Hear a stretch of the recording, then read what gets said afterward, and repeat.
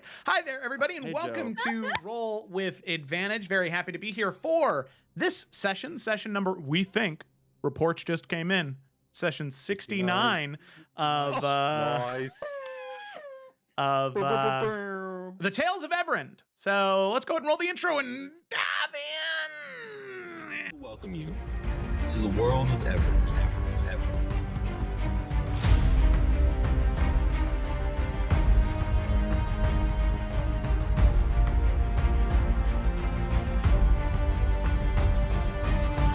The Seekers of Insomnia.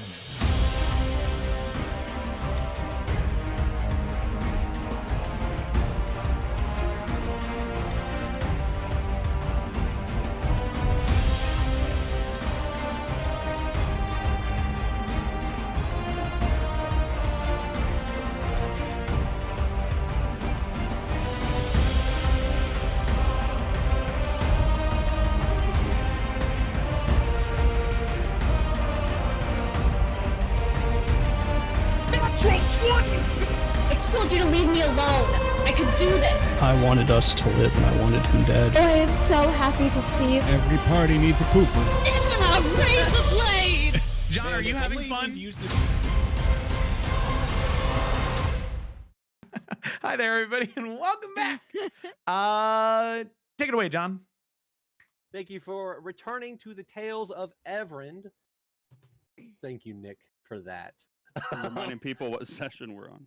Thank you. The DM doesn't do the summary around here, the players do. And this week is Nick. It said AB Nick, 90. Yeah, I know. It said 69, and then go something ahead and take away the changed. summary, Nick. Okay, yeah, that's fine. Damn. Oh, there's my 69 glasses. How we doing, folks? Okay.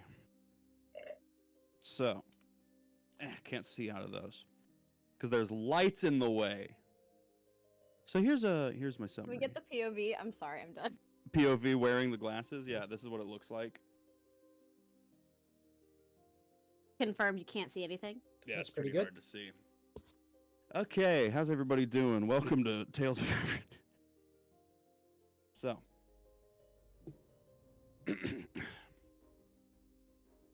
Hey, it's me, Gak. My friends are always incredible, but Basil and Yrsa get a special dessert for what they did. Yrsa helped Basil use her dead people magic to find the lost souls of Nubai. Everyone in that place hasn't been able to move on to the after. Not only did they help all those people be at peace, they also let Rian and Ened see their families again. They have both been fighting their whole lives for their families, and they got to see how much proud their families are. And I actually got to meet my last name family. The spell was amazing. I've never seen anything like it. If Yrsa or Basil ever doubt how cool they are again, I don't know, I might punch them or something. Only after they get better, though, because right now they're very tired from doing all of that amazing cool magic that no one's ever done before. Obviously, they're tired. They're so good at magic. I don't want to punch them. I'm just saying I might if they don't think they're cool. Anywho, speaking of getting more family, my uncle talked to me before we left. He said he underestimated my family and he underestimated me. It was nice to hear, but I also didn't care what he thought, really. I already know that we are powerful and strong, and our real power is that we're good people. I'm just glad he knows it too. We start heading to Udhas. We pass shop people who have carts set up on the side of the road. Rian sees some fruit that is yellow and it's shaped like a star and it tastes like yellow, but he buys a different one that's spiky and smells bad. Also, we buy a horse so Basil and Yrsa can be comfortable while they nap.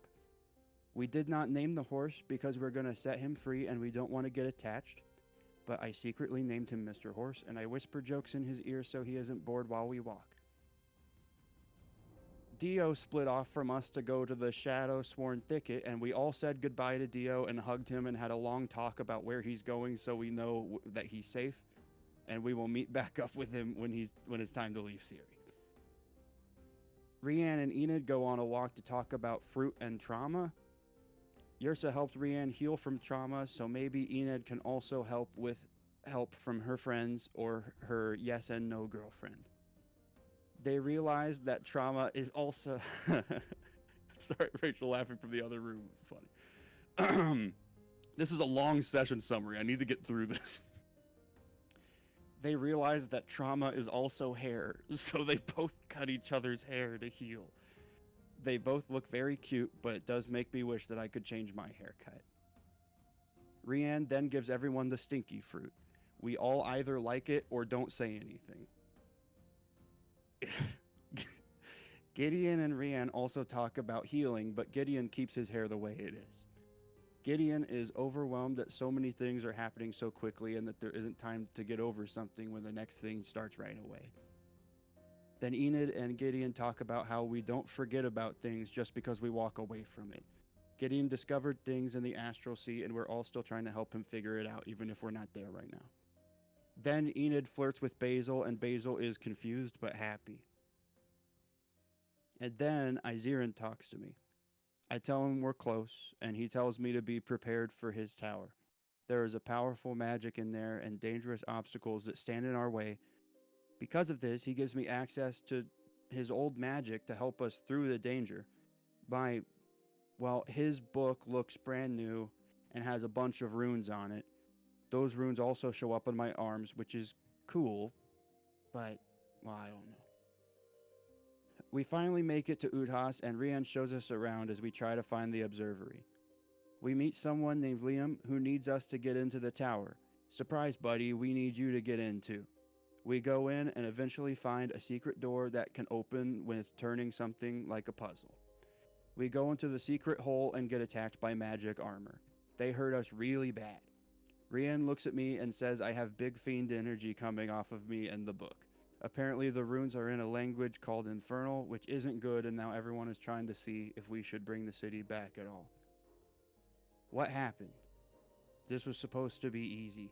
Take the book, set it down, bring back the city. I don't want to make a choice. This wasn't supposed to be hard.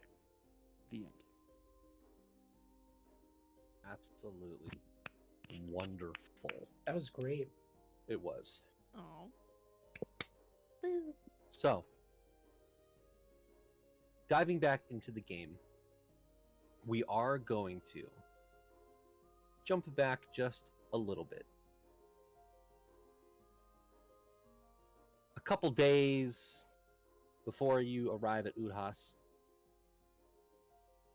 a day away from Nubai, Dio walks up to Gak.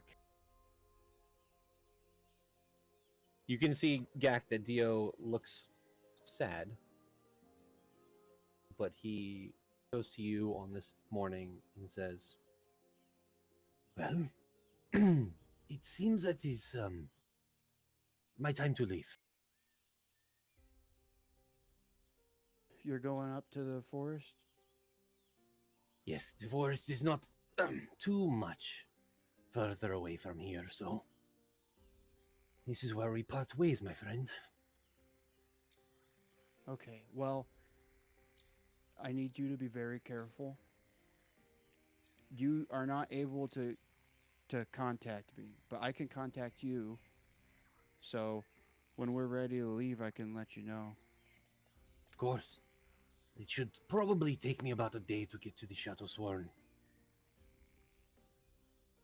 Yeah, I think would it's probably check in with me. Give me a couple days. I'll be Okay. busy. Okay.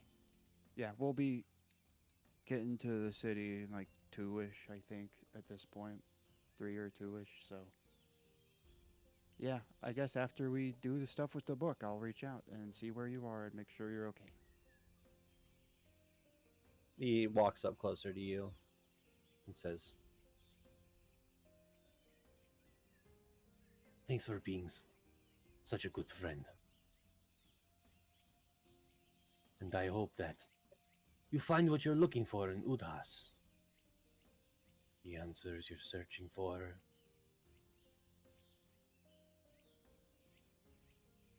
Well, thank you for being my first friend.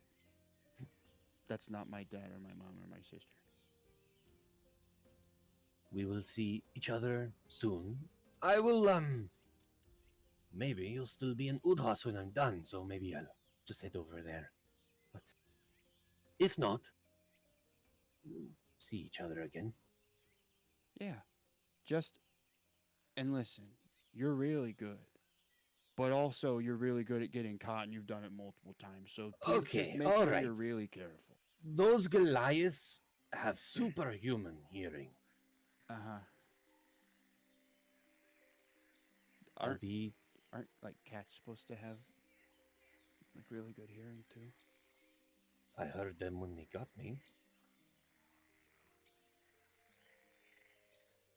Gotcha. Look, I've been around a lot of cannon fire, so my hearing is not the best. That's okay. Just be careful, especially when you're not with all of us. Just be I careful. will.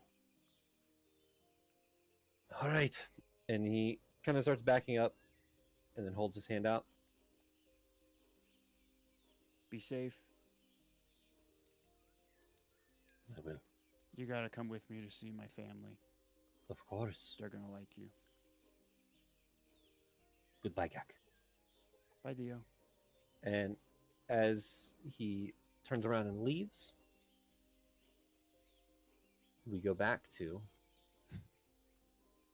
I thought you were gonna be like, and as he turns around and leaves, a giant eagle swoops down and grabs him and flies away. That is true. It's just Dio's gone.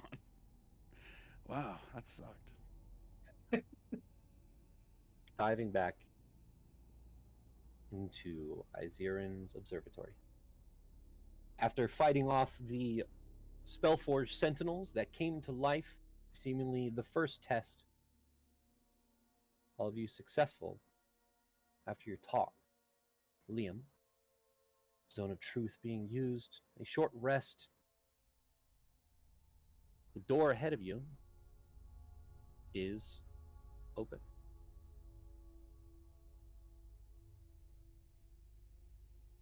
Do you proceed? Yes. Okay. Carefully. As you progress out of this room into the next, under the half-circle-like archway, you enter into another room. A vast chamber held aloft by thick columns that boost the ceiling, arched in a series of cascading domes. Each dome is painted with a starlight sky and the constellations glowing dimly, illuminating the space below in a gentle, ethereal light. You can see that the hall stretches out, its structure defined by the rows of recessed alcoves framed by the elegant stone archways within these alcoves. You can see innovation of a bygone era stands proudly on display. Weathered prototypes, intricate models, and arcane blueprints rest atop the pedestals, encased in protective shimmering fields. You can see each exhibit accompanied by an engraved brass plaque, although the wear of time makes most of the inscriptions nearly illegible. You can feel the underground air is cool and holds this fragrance of aged stone and time-worn wood. And you can hear the faint remnants of mystical metals, but overall silence.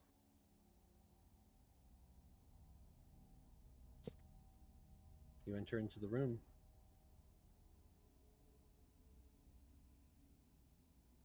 What do you want to do?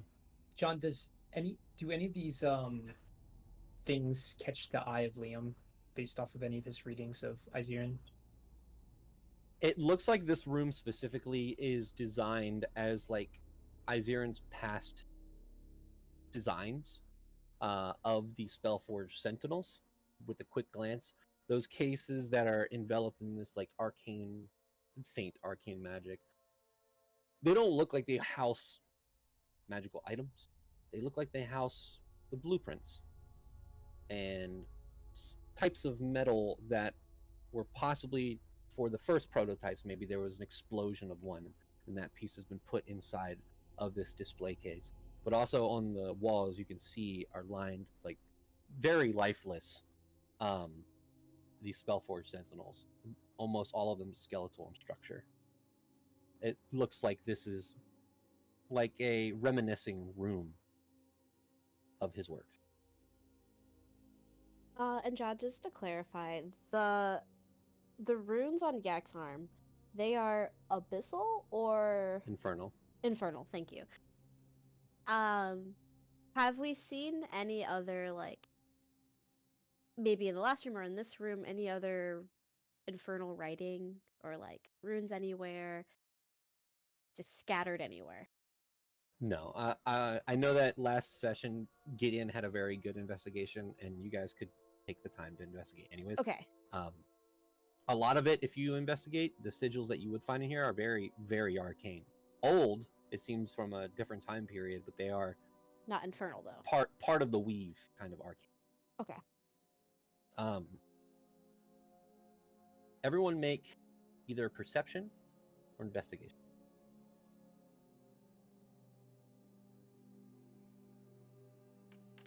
Wee.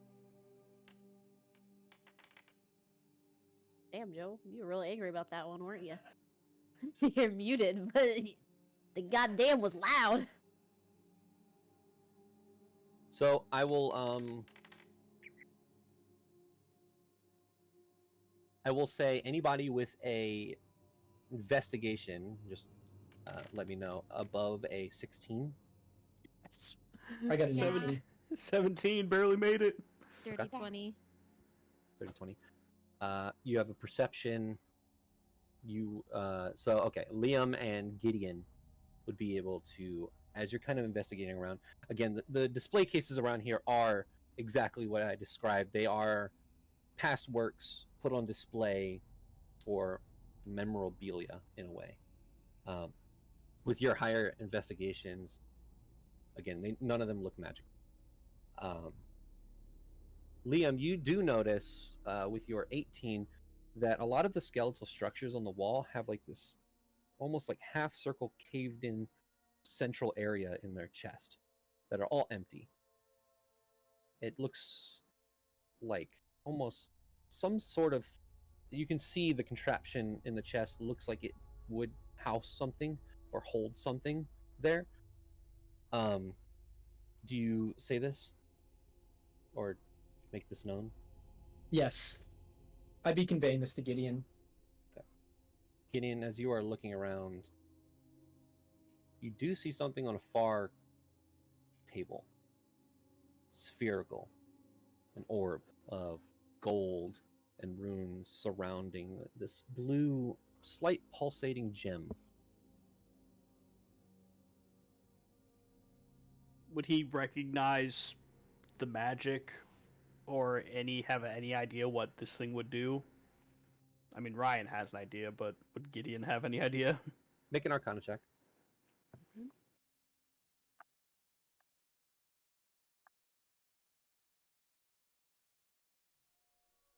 25. Nice. So, it definitely looks like this orb would fit in any of the past Steelforge Sentinel, their chest. And there is slight arcane energy pulsating in the center. You find this.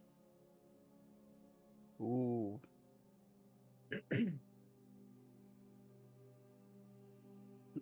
I think Gideon would grab it and bring it over with Liam. Some sort of a power source, you think? I think so. Should we try it? Well, the last ones we met were not very kind. No. But it was pretty awesome to see them. It was interesting. It's also possible they didn't communicate. The ones we fought did not communicate at all, right? They just fought. No. Like there were no words spoken. No, and also going off of that, Yursa with your 24 perception and Basil with your 20. Quick glance, these skeletal creations do not look like they are made for combat. They are skinny, they are lanky, they look like they have much more movement than the ones in the previous room. Also, looking near the door on the other end that is locked, you can see that there is this hand imprint into the wall itself, but doesn't look like it would fit a human hand or any of your hands. It looks more blocky and mechanical. Do all of the like robot thingies on the wall, skeleton things, do they all look the same? Or does there look like a hierarchy to them? No, it looks more like a production line. Like he was trying to make them, and these are all in different states of disrepair. Some of them have no legs at all and just a torso and arms and a head. Some of them have no arms and just a torso and head.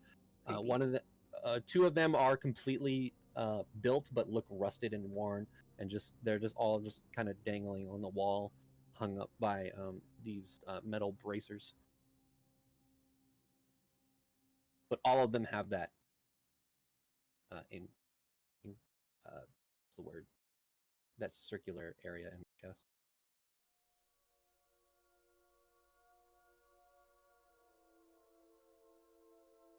I assume Ursa shares that. Yeah. I mean, just kind of looking at Liam and Gideon, I think the only way forward is to power one up. Is there one that looks the newest or like the most well designed? Because the way you just kind of phrased it, it sounded like it was almost like a history of like his tinkering. Is there one that looks in better shape than all the others?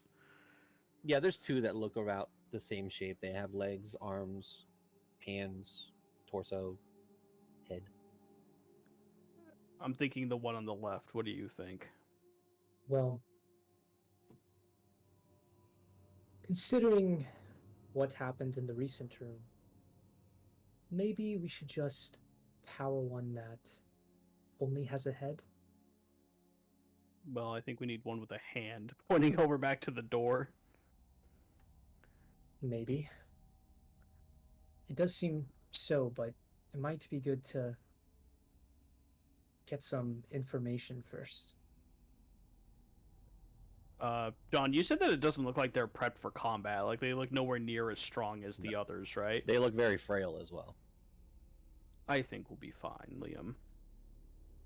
Nothing ventured, right? I guess so. You're the experienced ones in adventuring. All right. Gideon will head up to one of the two, the one on the left, I guess, and he will try to see if he can figure out how this thing gets inserted and how it connects, if there's anything special about it. Okay.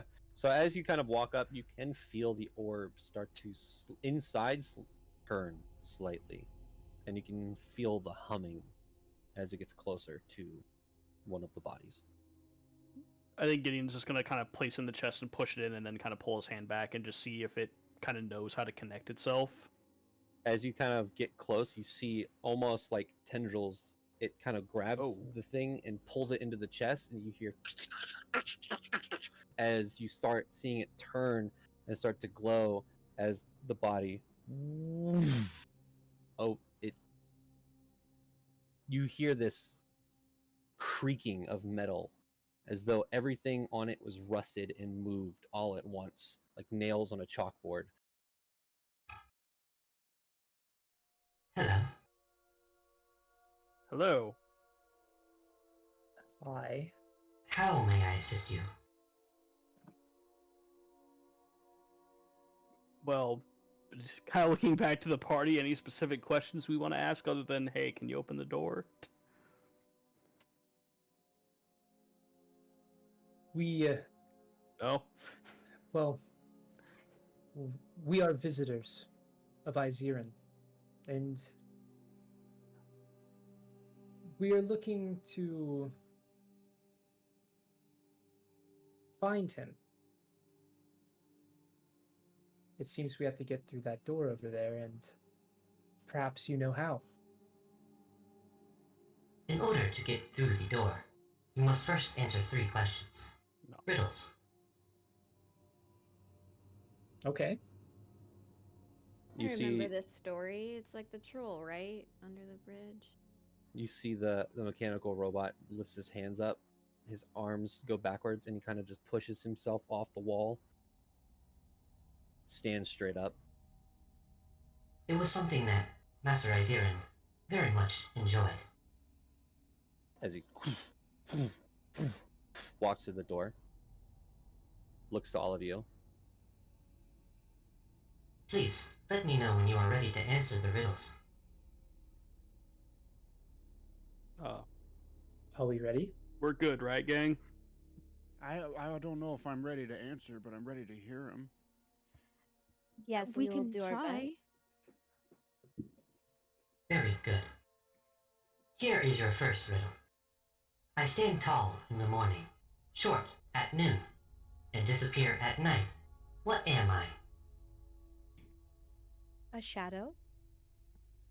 The sun? It looks to you. You're That is correct. Oh, this Next is fun. riddle. Good job, Yersa. I am bound and stitched, yet I am not wounded. I hold tales of old and new. What am I? A shadow. That is incorrect. What was the middle part? I am bound and stitched, yet I am not wounded. I hold tales of old and new. What am A book? A book? That is correct. Last riddle. Oh, I am always hungry. I must always be fed. me. The finger I touch soon turns to red. What am I? Fire. It looks to you. That is correct. Damn. Didn't even have time to think about it. You I see like riddles. the Too drunk on robot this. kind of rights himself up, pulls his hand, and places it on the wall.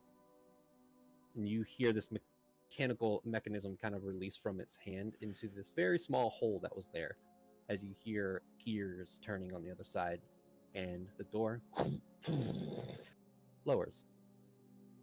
Before you start moving, the robot looks to you and says, You will need this going forward. Goodbye. and rips the thing out of its chest and just and holds it there in its hand, unmoving. Thanks. Jeez. Okay. You move into the next chamber. Unless there was anything anyone else wanted to do within this room. No, being able to just say, so there's guards, there's riddles. What are they trying to protect back here? I thought he wanted us to get to this place really badly. Well, he maybe wanted us to get here, but I think it wasn't the concern of us getting through, it was other people. Trying to And keep others out. Last time he was here, we weren't alive. Right, so what's potentially, like, he didn't give us a warning about what's back here? Did he say we were going to be attacked and tested? Yeah. Yeah, I that's must what have he missed that told part of the me. debriefing. Yeah, no, he said that we needed to be prepared because there was old magics and experiments and all these things that he was working on, because this was like his like lavish kind of place. So He was the Archmage. There's much to protect in here. I hope he's all right that I'm with you all. Because I would have been toast without you. I'm not sure if he has talked much about anyone else. He doesn't seem to care who's with us at any given time, which is good. Well, if he talks to you again, maybe don't tell him about me. Why not? he doesn't care about anyone else being with him, like Gak said.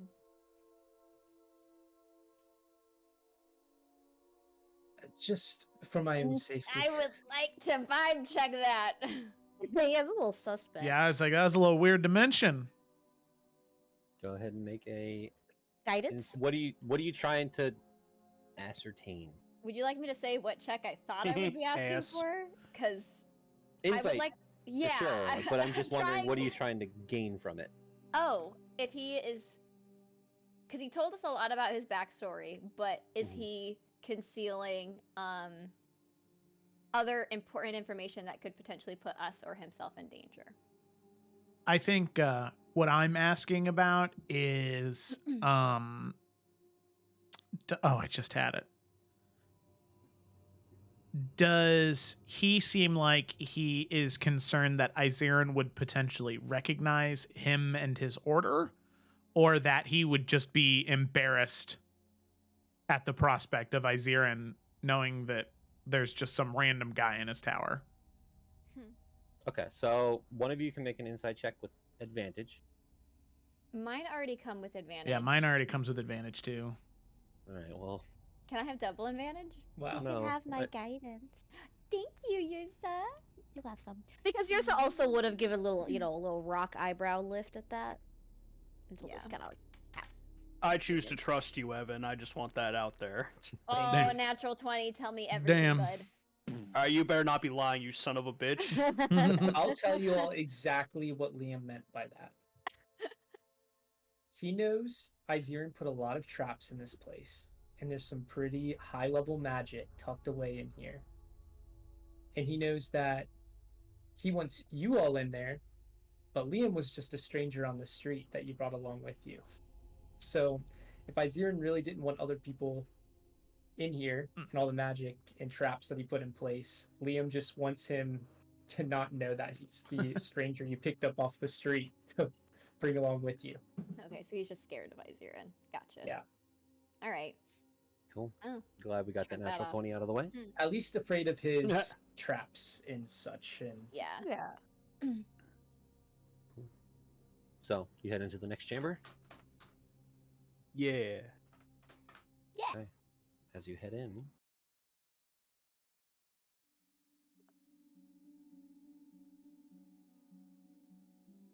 as you step through this chamber's threshold, you are greeted by an expansive dome-shaped room.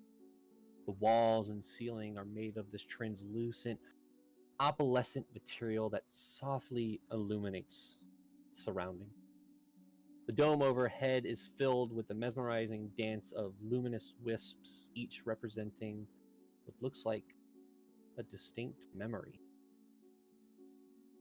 You see elongated crystalline pillars that scatter gracefully throughout this chamber, emitting a gentle hum, and appear to serve as magnifiers for these memories, these echoes of past events. In the very center, you see a raised platform, encircled by an intricate rune-carved railing, which seems to serve as a focal point where these memories converge into a small basin above. The air is thick with emotion, carries fleeting scents, touch of rain, old books, the distant hint of a hearth's warmth. A profound silence blankets this room, punctuated by occasional muted whispers of past conversations. You step into the room of memories. What do you want to do? this is unlike anything Liam has ever seen before, right? Mm-hmm. This is unlike anything anybody here has ever seen Say. before.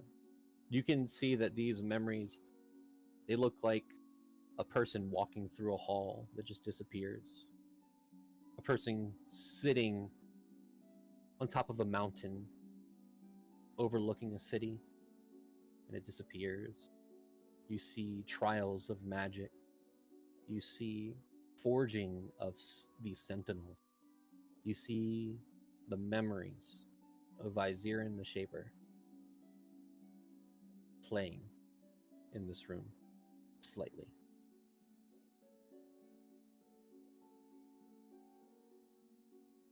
Does Gideon see anywhere where the orb could fit? Because the bot said that we would need that to keep going forward.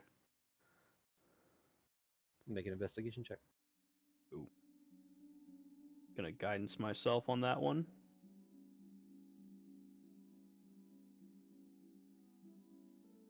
Probably overkill, but we're doing it anyway. 24. No, there is not. 28. 28. There is not in this room anywhere where this orb would go. But what you do see, this room is barren on all sides, except for in the center, where that basin is, up a small set of stairs. Liam, kind of awestruck and just kind of talking to himself, just to believe such magic like this exists. And he's just going to start walking the steps, kind of looking and absorbing everything. And I guess while he's doing that, trying to pick up on any clear direction or purpose this room might serve. Yeah, Rian will stick right behind Liam just in case there is anything dangerous in this room. The last time Liam walked ahead of everybody else, he got kind of walloped. So, yeah. So. Make a perception check, the two of you. Okay. Okay. Liam, as you're walking around, kind of taking it all in, and all of you can feel this humming in the air of just magic. You notice that all of these memories here are mundane. There's not a lot of significance to them, but most of them seem to be good memories, but older ones, as though someone was holding on to them so they couldn't forget.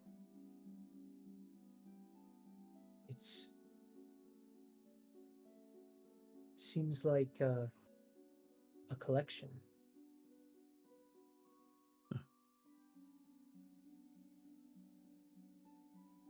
As we're like, you said there's a basin and then a set of stairs, or just the basin as we move forward? There's a set of stairs that go up to a cylindrical platform where the basin sits in the center. Okay.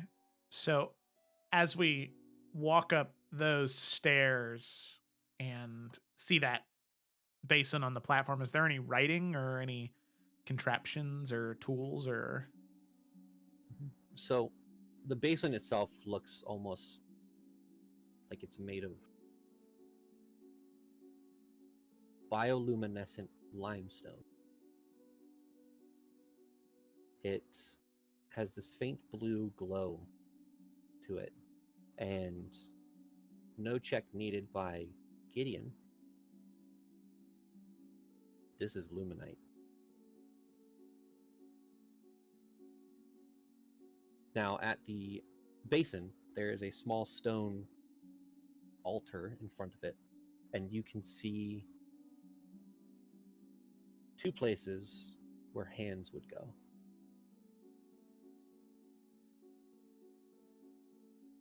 Humanoid hands this time? Mm-hmm. Liam and Rian would see this as you walked up there.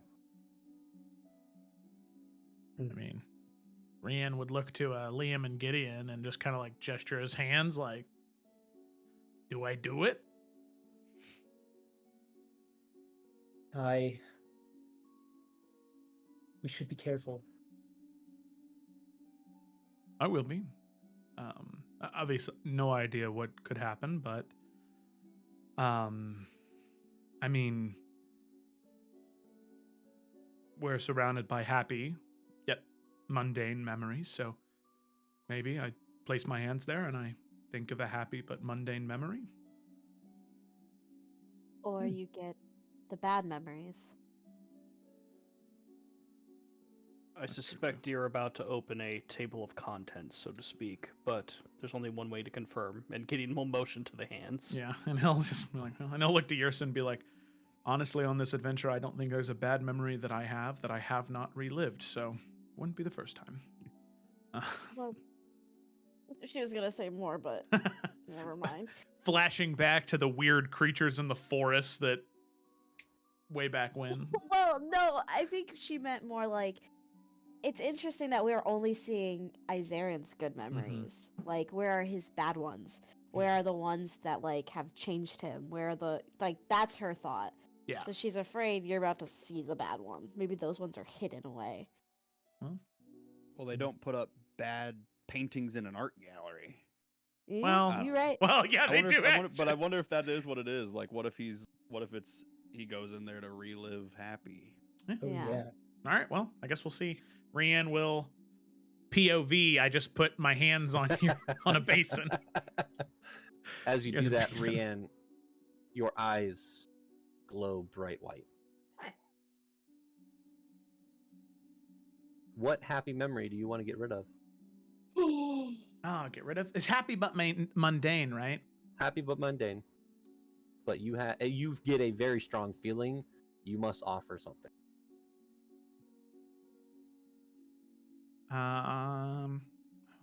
That's tough.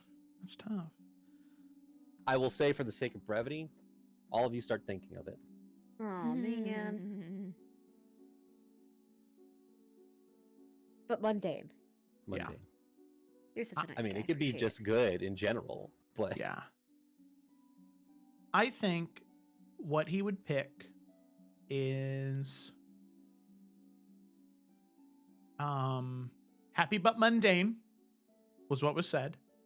So there was a warm summer evening back when he was still in Lunaria, before he went on this adventure. A night like many others, where he was painting with Yrsa, drinking tea with her and Willow, and Hikari was near them. But it was tranquil, it was happy. But I think Rian would offer that one because, for one, he has so many more memories to make with Yrsa, Hikari, and Willow, as well as the rest of the party.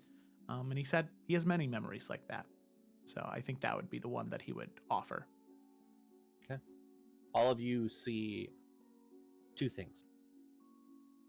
You don't hear Rian, but you can see that he's starting to twitch slightly, and from his head you can see this faint glow start to detach and then make its way into the ceiling, and all of you look up and watch that memory of Rian start to play out.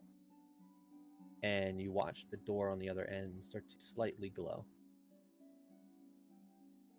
And Rian, you come back.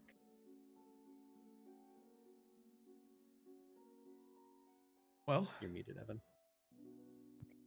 What's apparently happened? The door requires a payment.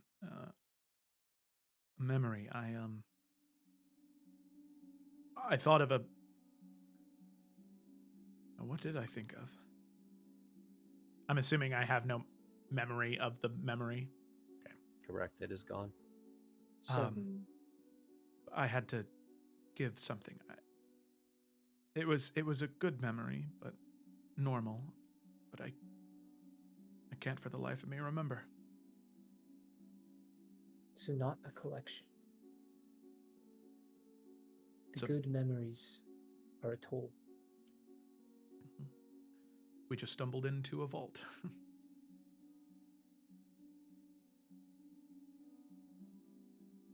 So, who's next? Liam will go next. Okay. He'll put his hands on, and the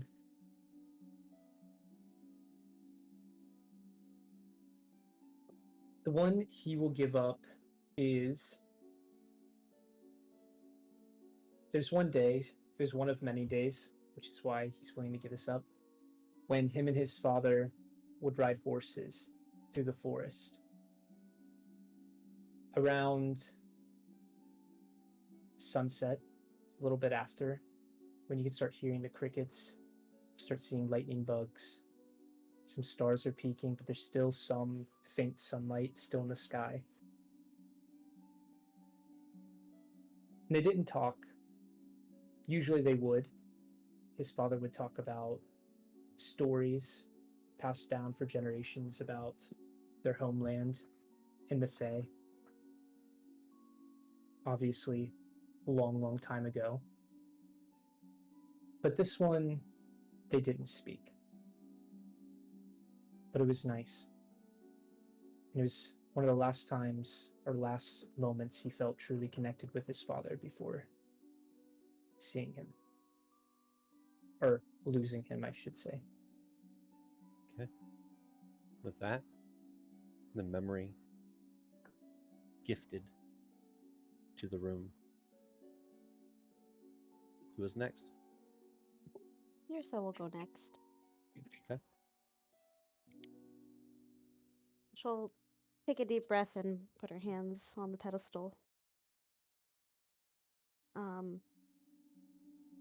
So Yrsa and Willow have, when they were younger, they made up their own little handshake, as sisters do.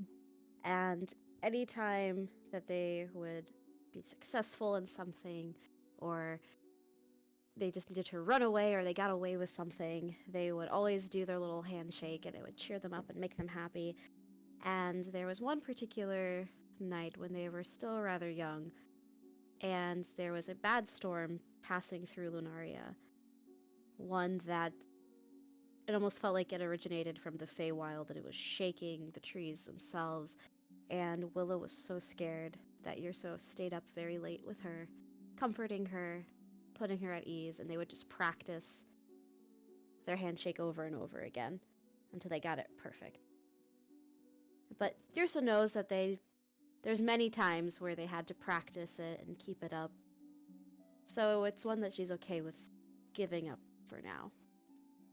But it was a happy memory because she was able to be there for her sister in a time of need when she was afraid. Okay. That's why she'd give up. Another memory offered to the room. The door glows even more. 3 left. Who's up? I can go. Okay. One of the many times Basil thinks back to when she was a kid, not too long after she escaped Eildon, when she met up with a little band of misfit kids, and they were clearly dirty, worn out clothes, but they had just gone to try to steal some food from a bakery.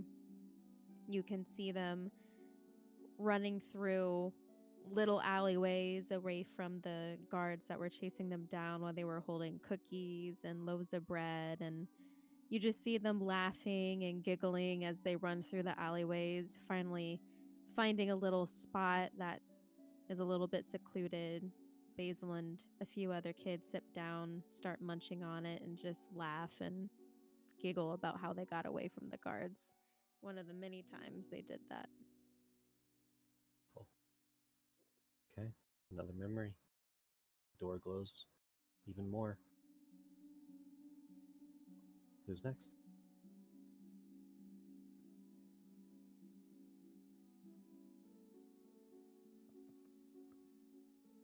I'll choose. I can go. Go for it. So Gak goes over, and when everyone sees the memory, you can see Gak, Basil, Yrsa, Brienne, Gideon, and Vey all walking through a field right after they had all just gotten together. And they are going to Daryl Orville's house to try to meet him. And as Basil and Gideon and Yrsa, I believe, are going up to the door to talk to him, Rihanna and Gak are hanging back, and Gak is trying to feed a cow. And Rihanna is trying to stop him without making a scene of it.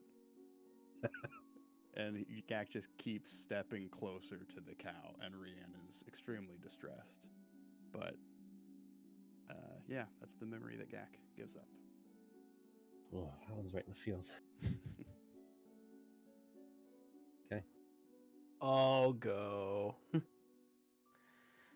So yeah, when Gideon goes up and places his hands down, the party will see themselves arriving at Stormhold Keep, and Gideon pulling out the key that he held that unlocked the gate as they entered, and as everyone kind of starts spreading out and looking around and, you know, claiming their rooms and stuff, Gideon's just kind of looking around and smiles to himself as for the first time virtually he has a place to truly call his own, a home. Down to the last one. Yeah, Enid's extremely anxious, and I don't think it's not obvious, so she'll like go up palms sweaty and all that, and she'll like take a deep breath and then like kind of look around and then lay her hands in the space. And she kind of bobs back and forth. She cannot decide officially which one to let go. But I think she would, oh God, I think she would let go the first night Gak and her made brownies together.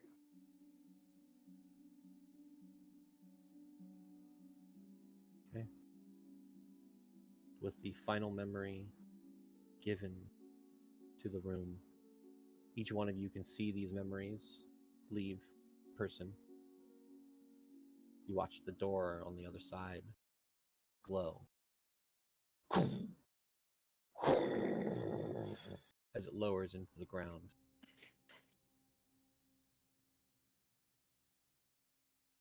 You may head into the next chamber.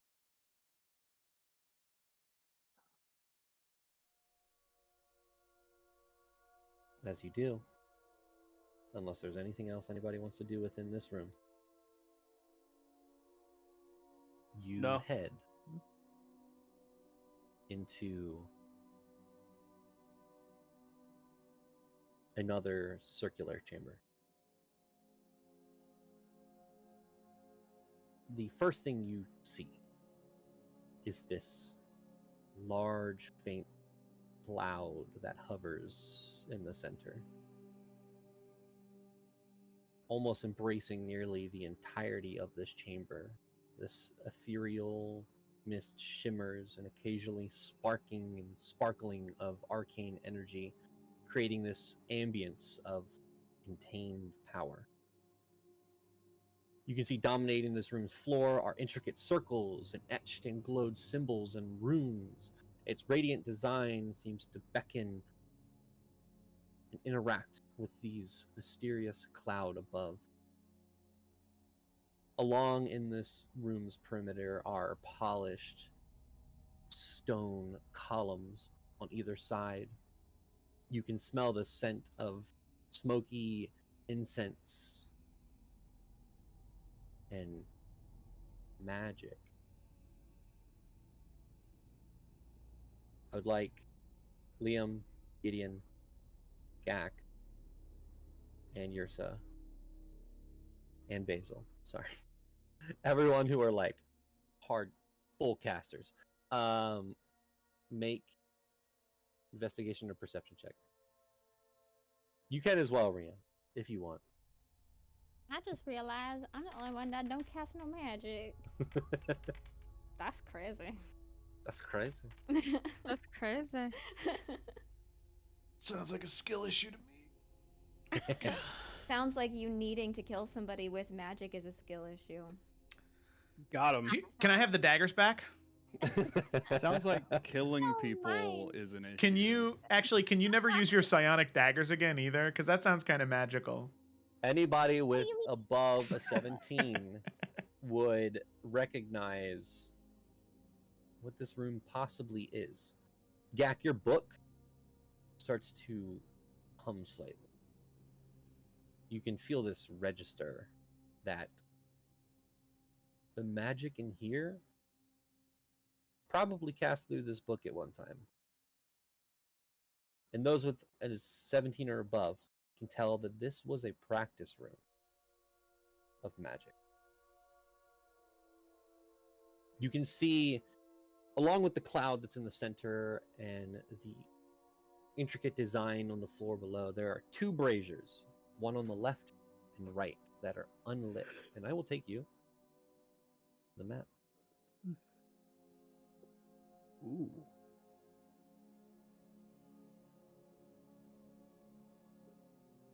Why at a battle map though? You know, it's Just pretty in though. case. It's a visual aid. In case we practice. In case Liam turns on us. Yep. Yeah, it's too beautiful because like if it's practice, I guess it's practice for magic, isn't it? Because I was like, if blood gets all over the floor, that's not really, you know. Prestidigitation. I forgot magic. See, I don't need to rely on it, so I don't think about it. Can I have your boots of If haste? you want to clean yours by hand, that's fine. Please. Yersa, you are in a practice room for magic. There is a floating Ooh. arcane cloud in the center, and there are 2 braziers on either side. This is the door to get out, and those are your 2 braziers. You guys can interact with. I mean, there's not much to interact in this room. There's the 2 braziers and the door and the fog.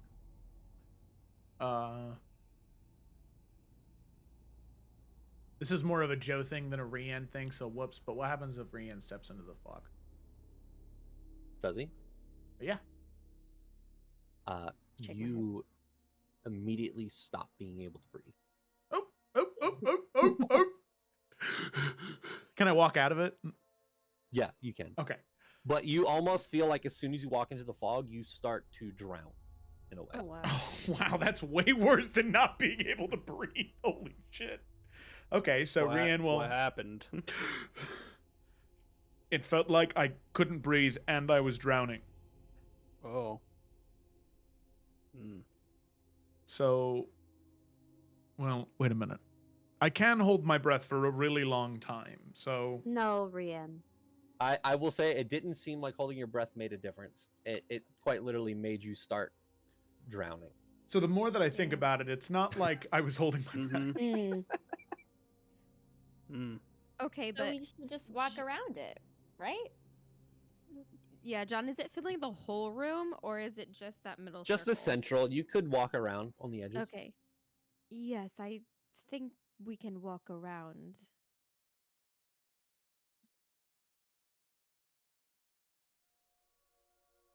You walk around. There's a locked door on the other side. No Do more we see- memories, please. Do we see a lock specifically? You don't see a lock specifically, but it looks like all of the other doors that you've encountered. What's in the brazier? It looks like coals. Well, Gideon's right here. He's gonna say, "Do you think I should light this?" I have no. Well, really quickly, now that we're like right on the brazier looking at it, is there anything kind of written on it? Any language or writing or runes, anything to indicate anything about this brazier, or does it just seem like a Investigation check. brazier? I was Cool. going to ask the same about the one that I'm right next to. Okay. You can both make investigation checks. Guidance. 16. Oh, you're guiding me? Always. Thank you. Oof. That was good. 19. Sorry, Rian, you're too far away to get. Rian, this looks like. Brian? I think we've already rolled. Oh, okay, sorry. But you look at the brazier, and Rian, it looks like a normal brazier. I mean, it's intricate. It's beautiful. It doesn't look of this time period, but there are just coals that are not burned. They look new. Gideon, you see that same detail, but as you kind of get closer, you can kind of put your hand above the coals, and it feels very cold. And now that you notice it, that fog in the center seems very cold.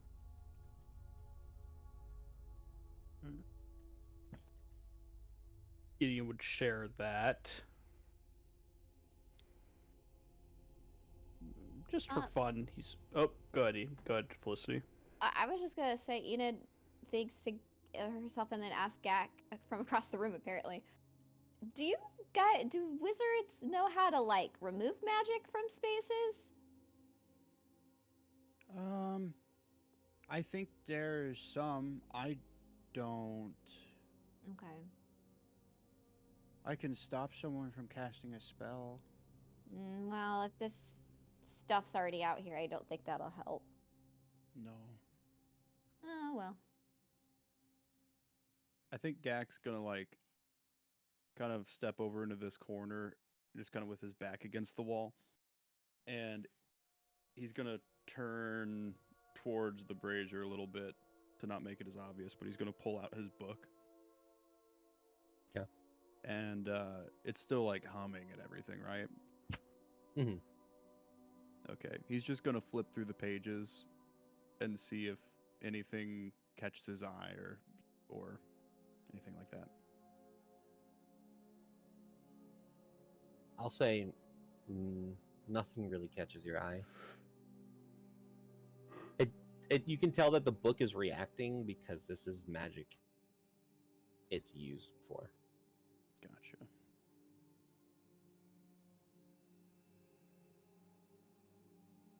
Gideon's just gonna firebolt the coals, see what happens.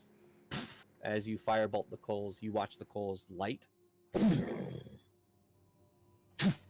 then immediately go out. And you watch the flame get sucked into the cloud. And the cloud starts to writhe more.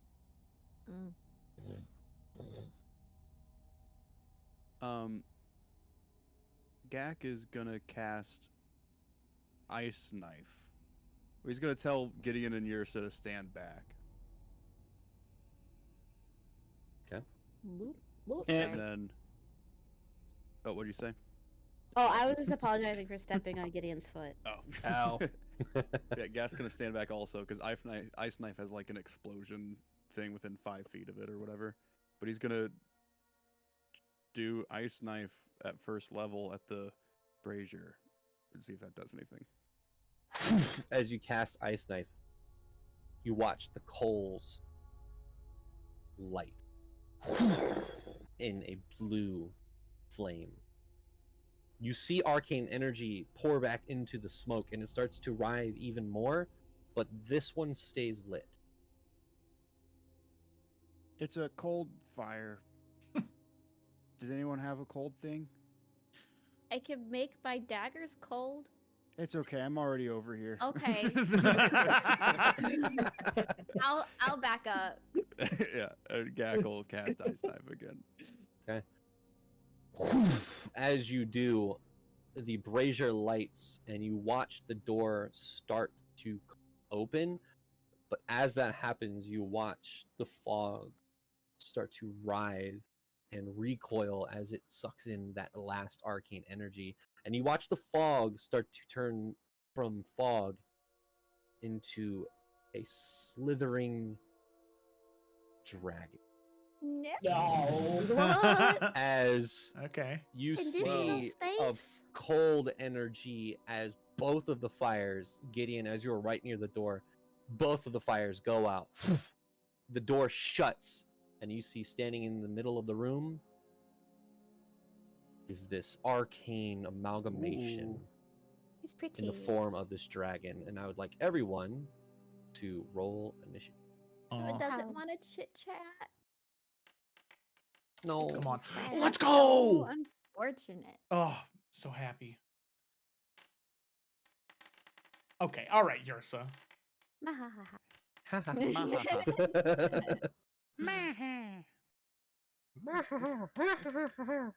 my gosh, that's a throwback. Let's go with this one. We love this one.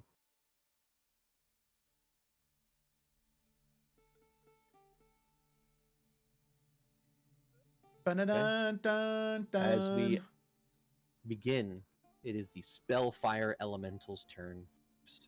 Oh. Cool name. What does this thing do? That's a good start. Yeah. I too am Let's see. wondering. It is going to.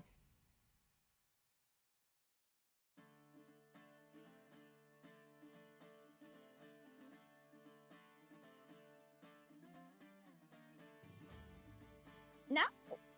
You watch as it recoils, its mouth opens in this cold energy, but you watch it start to turn hot. As I need the three of you to make dexterity saving throws. Spicy. But not spicy enough.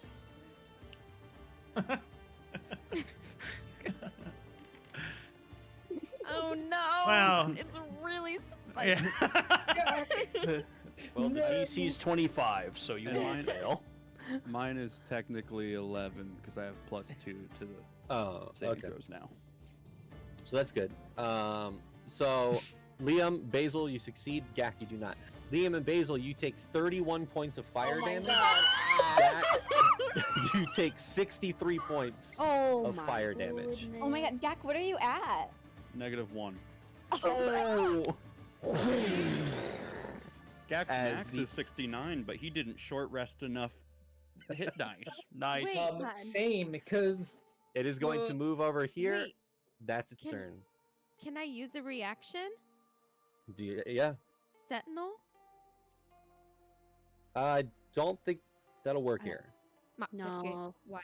Because it's an AoE thing and not just It's an like a AoE, single yeah. target. It's Well, not, that's it's not a some melee attack. bullshit. Well, were If you it talking wants about to be Sentinel next at Death's to it. Door? Your cleric feature? Yeah. I Oh, think that's for a That's a natural different one. 20. That's Like for when- a crit. Yeah, It when just somebody says- crits. Why can't just death be a crit? It is critical condition. He's You're not dead yet. He's not Yeah, dead Gak, yet. So, He- the Arcane Ward recovers every long rest, but Stone's Endurance recovers every short rest.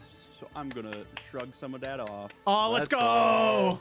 Gak, you fall to the ground and then Good. wake back up. At You 2! gain 3. Amazing. Well, I Yeah, guess two at hit 3. points. At 3. At 3. Oh my Amazing. god. Yep, so Gak's at 2 hit points. Gak, your cloak is on fire and you start to put it out as you kind of get up and you're like, I'm okay. It's like, I just woke you up. Yursa, you're up. Okay, well, it seems time. I'm gonna sunbeam this motherfucker. All right. Just a what is this? A 60-foot line. Just this right here. Yep. Needs to make a what save? He needs to make a Constitution saving throw. Ooh. Well, Okay. that's bullshit Ooh, damage, ooh. but that's fine. That's I- concentration, though. You get a Natural Yeah. 20. Are you fucking Damn. serious? Hot damn. I am very serious. I'm very You sorry. suck. POV. Take half. You get sunbeamed. Jesus Christ. Was that what you were laughing at? Just Bah. like Yep. a couple seconds ago. Yeah.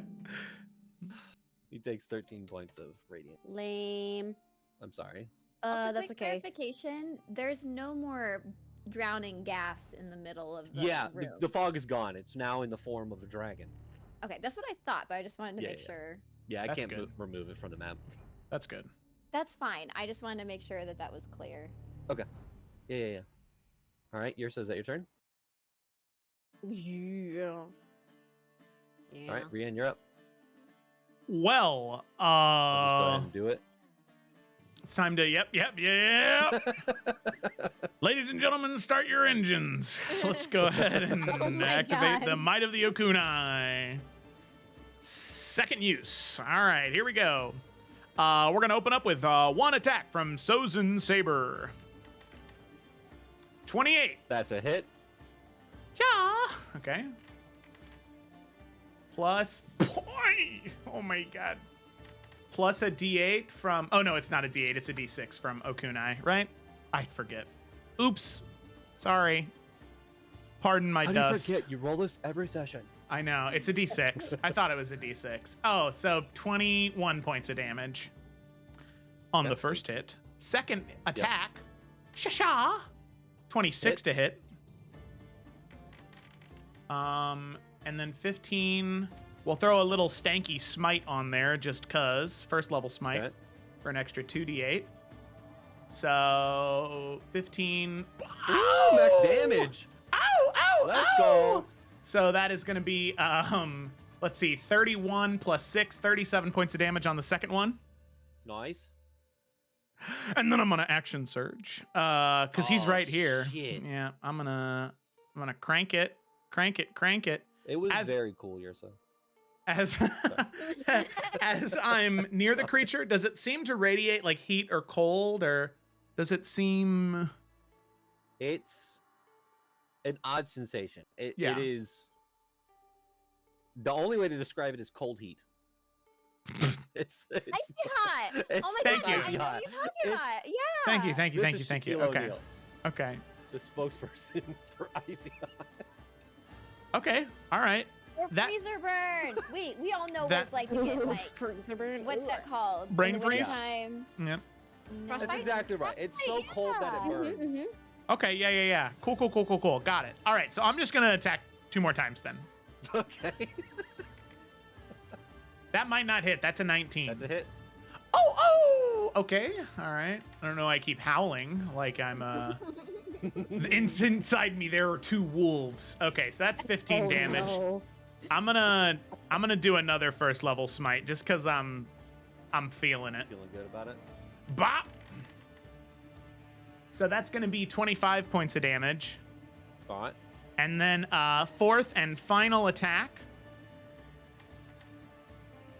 It's probably gonna be a miss. That is a miss. Okay, that's fair. I've done enough. That's 3 my of the turn. 4. That's Yeah. fine. All I right. can't be mad. Gak, you are up. You need to use half your movement to get up from prone. Yeah. I mean, technically, I wouldn't have been prone if I did the Stone's Endurance thing, Never mind.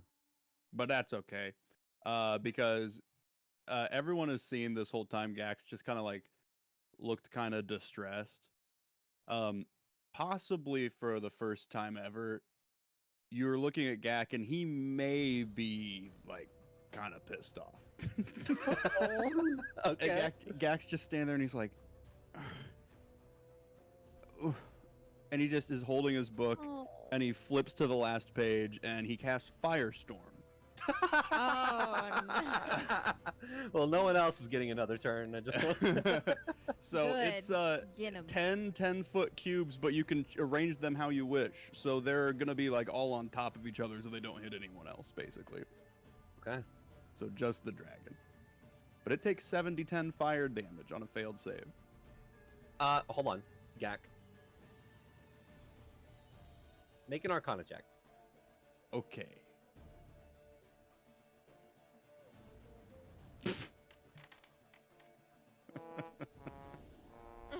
All right, I'm gonna be very nice. I'm gonna be very nice in this moment.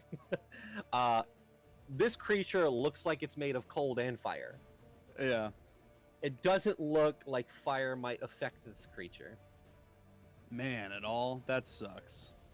I don't want you to waste Firestorm. It's immune to fire. Yeah. That's okay. Damn. I'm sorry. I cast Lightning Storm. A spell I made up, but it does the same thing Firestorm does, but it's lightning damage. You wanna roll a percentile dice and see if I zero? You could. It could be a lightning storm. Make it vulnerable to fire damage.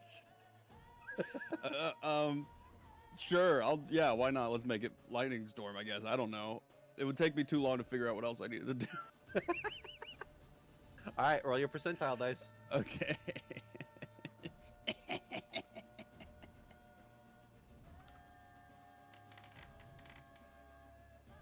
Hey. Oh, okay. Gak, as this rage kind of ensues, You can feel the runes on your arms start to glow and singe slightly as you cast Firestorm in the form of a lightning storm. So go ahead and roll damage as lightning.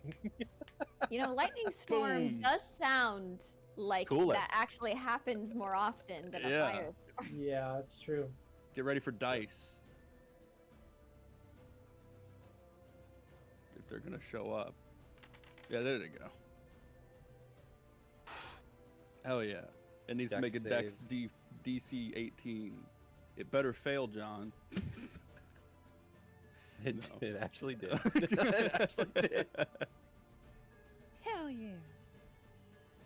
31 point. This thing, you can see its form is it's not able to hold its form together as well as it was. It looks back towards you, Gak. Ooh, And there's better leave almost Gak this- alone. As you can see the book glow even more, as the dragon looks confused, looking at you specifically. And it is going to turn back towards Enid and Rian. As it turns back, I'm gonna bonus action telekinetic shove it away from them. Can you Just shove to a the- huge creature? That's a good question. It doesn't say anything about the type of creature. It just says it must make a strength save Okay. of 18. So the funny thing about this creature, it has a -1 to strength. Uh-huh. I rolled an 18. Nice. It fails. It gets shoved. I'm shoving it like a little bit to the left. It doesn't do anything. I just wanted to be like, fuck you. It just gets pushed. Okay, is that your turn? Yeah, I end my turn there. Enid, you're up. So that does still mean that Rian's within, range of this Yes. cute little Okay, good. I'm like, I don't want you to not do your thing, but I also really want to sneak attack. So I'm gonna sneak attack with the Okay. psionic ones. I hope it's lightning works, so let's make it a lightning dagger again. There you go. All right. Where are you? Where are you? Items. Is that it? No, this is it. Okay, let's see. That misses. Well, I'm going to use, because I keep forgetting about it, my homing ability with my psionic blades. So I'm going to add a d10. Okay. Then it will hit. It will for sure. You don't want me to roll it? You don't have to. You can, but you don't have to. Fun. What'd I get? Damn. All right, 24. Yeah. All right, and then just sneak a snook. Okay. 28. Okay. And then I It's will. looking bad. Yeah, I think I'll just take my next attack and then bonus action, probably attack it as well. Hit. Okay, cool. Damage for that one. Bonus action attack. 6, right? Yes. And then I guess 27 hits. Yeah, okay. And then 9. Okay. Awesome. All right, is that your turn? Yeah, that's my turn. Gideon, you're up.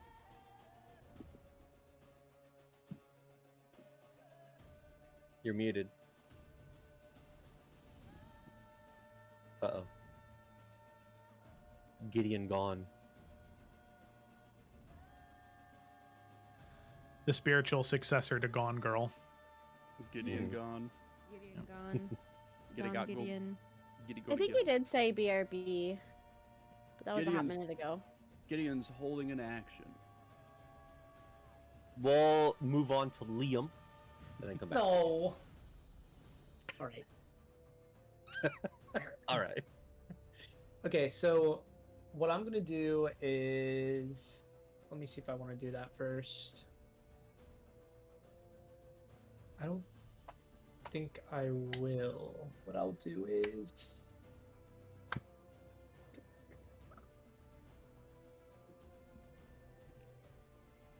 Okay. How's he looking? Near death? Alright. Near death.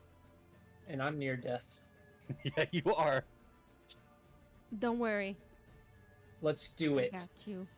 I'm gonna run up at this guy, kind of holding, just struggling, and I'm gonna take my sword and I am going to try and attack. Okay. Mother F. That's a Okay, miss. guys, we're doing great. We're doing great.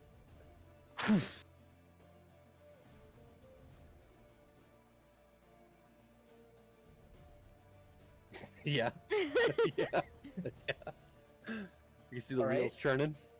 Yep. Okay. So watch what happens next. I'm going to do, Okay. I'm gonna take another action because I took the attack action on that turn. So I'm gonna try again. Take another attack. That hits. Oh, okay. Thank God. Okay. Here we go. And I'm gonna do. Boom.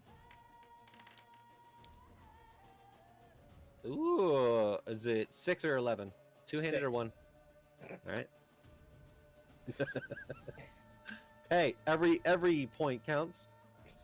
Okay. And we, you know, we short rested, so I'll action search. Oh my And I'll try again. Let's go. Come on. All right, let's go. He wants this. Could have been Gideon. That's a hit. Oh yeah.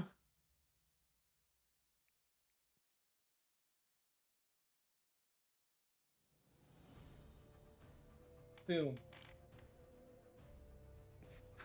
5. Huge numbers. Let's go. How's it looking, John? How's it Ryan, looking? we went to Liam since you were here, but you'll be next. Sorry It's about still that. looking Thank you. real bad. Okay, this is Come good. on. Come on, Liam. It's good. Finish still it good. off. Okay. You have another Uh, attack. I do. Yeah, you action okay. surge. You use the attack action. Yes. yeah, we go. yeah. Come Watch on. him net 20. Oh. Oh, let's I go. literally said watch him net 20. Yay! Is that crit? Yeah, that's a crit. Is that a crit? Is it I not have to 20 make crit? sure. What does that mean? You know, not in my games. Yeah, a 13 crits in John's So, yeah. So your one-handed damage is what again? Sword. 1d8 plus 3. So 8 plus 3. So just go ahead and roll a d8.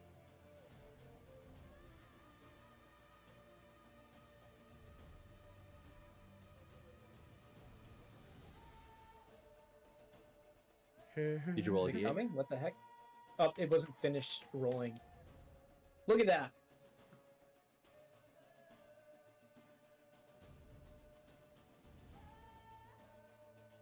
So this is awkward.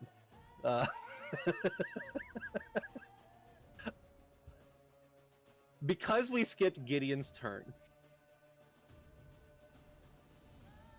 Gideon, you're assisting in this kill. Nice. So, Evan, Yes. how do you want to do this? What I would like to do is I would like to, you know, I can face step, but I would just want to do like a short bit to get up to this this dragon's head and just slash it with a Slash spin his head and up. flare. Okay, you run up the body of this dragon and slash in the air. Gideon, what are you doing to assist in this kill? I think seeing that Liam's going in and worried that like maybe the blade like won't cut through, Gideon's going to cast Witch Bolt, but instead of casting on the dragon, much like Gandalf, he'll cast it on Liam's sword to imbue it with lightning as he goes in for the slash. That is sick. That is sick. As Liam runs up, Liam, you take your mundane longsword, and as you swing, you watch this lightning coalesce around the blade as you swipe up, thinking that you might take a chunk out of this creature. The blade extends with the lightning and slices its head clean off with this crackling energy. As you swipe through, you watch the dragon just almost implode into itself in arcane energy. As you plant yourself back on the ground, you can see the lightning off of your blade as you look over at Gideon. And that is combat. I still have a turn drawn. Sorry, go ahead. Just immediately starts playing the music again. I would like to do Mass Cure Wounds. And we're going to do it at 3rd level. Okay. So the fog is gone. Everyone groups up and you cast Mass Healing Word. Can you cast it on the whole group? Yeah, up to 6 people. All right. Everyone gains 9 hit points. Well, everybody but one person. I can skip on it. I was at 107 out of 108, so I can. Okay. Min-max this ability. Go knock Liam and Gak out and then heal them so they get the full health of it. Because of your Sentinel at Death's Door, right? Yeah. Can I choose to be knocked out? Imagine. And then I'm going to, so on top of that, I'm going to cast Cure Wounds on both Gak and Liam. And I can also help. Liam, well, you cast your magics first and then we'll see where you're at. so I'm actually going to keep my 3rd level because that's Revivify. I'm going to cast Cure Wounds at 4th level on each of these buddy boys. Real You know quick, because this might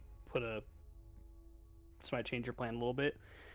Gideon's gonna activate the Quelling Cane, and he'll give both Basil and Yrsa 3 charges, so you can go from like a level 1 to a level 4 spell, or a level 2 to a level 5, but it'll only cost you the lower spell slot. Gideon will pay for it from the Quelling Cane. Oh, sick. He also doesn't have to, because I have the Flail of Wound Closure. Which does remind me. It still uses. Does it still use a spell slot though? No. It has charges. I mean, I can take it just to pump, because these boys are both at near death, you know. I mean, Don't worry about me. We will, don't you worry. What happened to your voice? But you heard a little English. I was built for tough. Liam's different now. So Okay. I'm going to, and I believe every level I go up, I have to add a charge. So, Cure Wounds is 1 to 4 charges. So, if I cast Cure Wounds at 4th, 1, 2, 3, 4, 1, 2, 3, 4. So I only have 2 charges left.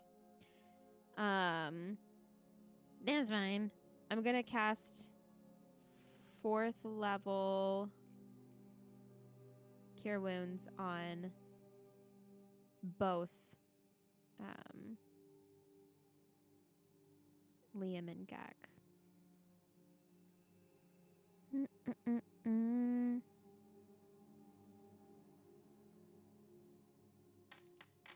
While Basil's rolling, Yrsa, do you want some charges or no? Yeah. Just let me know how many you want. I'm just kind of waiting to see what they're. Yeah, no worries, no worries. what they So get the pumped Cure up Wounds to. plus the Mass Healing Word, Liam and Gak will get 41 healing. Thank you.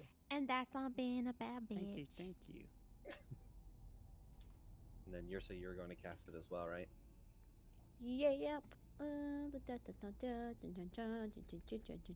So this just means with Gideon's Quelling Cane, you can cast this at first level, and then Gideon's spells, or his charges, will up your spell level by as many charges as it gives you. Hi. Injured. But your injured is more yellow than your injured, which means you are more injured. Okay. I'm at 17 away from max. Okay. Liam, you're getting some more health. I have 46 out of 87. I could cast a Cure Wounds on myself. I'll use another charge and cast Cure Wounds on first level. Liam, you take 23 hit points. Have at thee.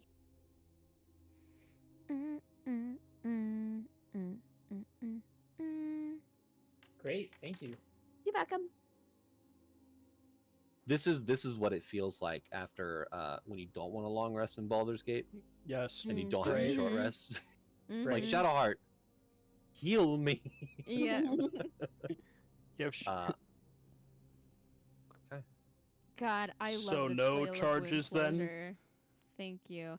I mean, No, but thank you. can Okay. I First have rate it you. and pocket it?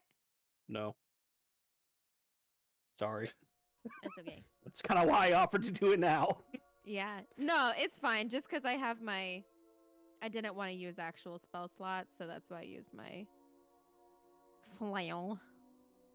What if the way to use my flail of wound closures, I have to hit everybody with this flail, and the spikes That's just funny, give you...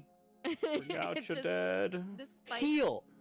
get to you. And it's just healing powers that go in instead of, like, damage. No, what actually happens is the insect heals them. That makes more sense. Yeah. I'm just a flail snail. Just like essential oils, join my MLM. So, after healing up,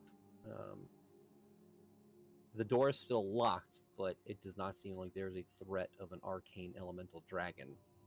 So, if you do want to, you can light those braziers once again.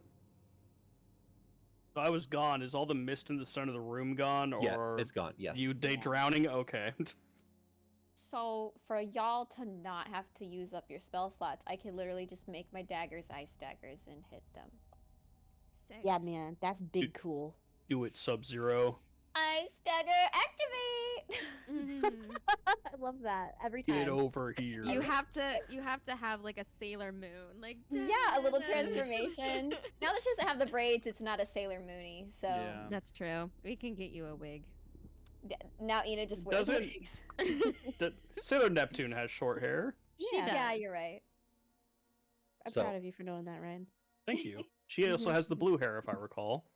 Oh, You're look man. at that. You're all right in my book. I am Neptune. Is Anyway. Yeah, she's like a bluish green hair. Actually, she has long hair. No. who's, Who am I who's thinking of? casting the cold spells on these I am- braziers? Throwing my icy daggers on the Okay. rocks. Awesome. So, as you do so, door opens. And as you enter into the next room, where is this? There it is. It was Mercury. Sailor Mercury has blue short hair. I'm That's, sorry. Yeah, it's Mercury. I In failed. this next room, you then- see a very small space, very confined. But in the center, you see pulsating with energy on the smooth, polished stone floor an arcane sigil. It looks old, but all of you, including you, Liam, have seen one of these before. Teleportation circle. Mm. Does it look like the thing in the vision? Obviously, it was the whole city, but he had like teleportation circles that he used. Looks similar, yeah.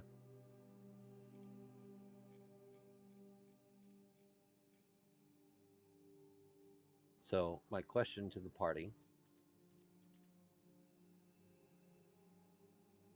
is, are you taking this teleportation circle? And oops, sorry, go ahead, Enid.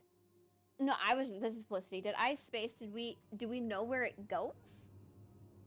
Nope. Can we figure out potentially? Yeah, because By like going through. Can I study it? Yeah, Mr. Rune Boy. and You yours can has gone through many before, so maybe that with our powers combined. You could try, Okay. and No, maybe that's for the okay. next hour or so, you can study this, and you would be able to take a short rest during this time. But Would yeah, go ahead.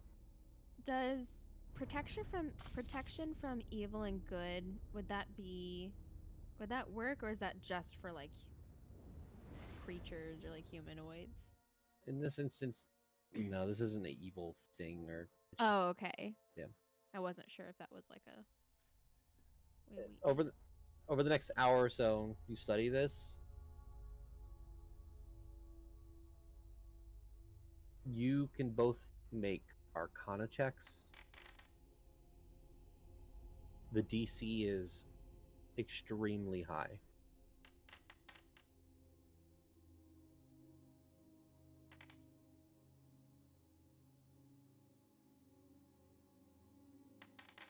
Nope.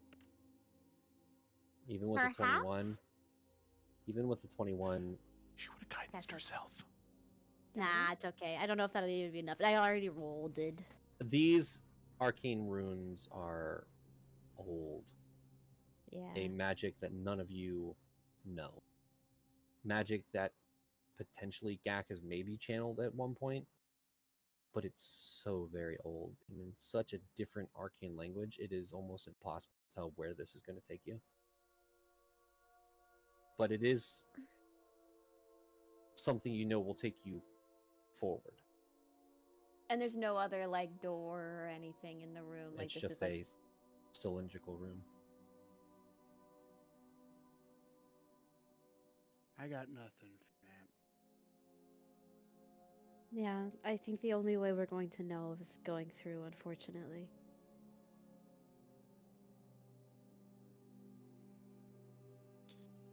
Very well. Let's do it. Anyone have any? Yeah. I was just going to say, I think before we go through, there's a very important question we need to answer.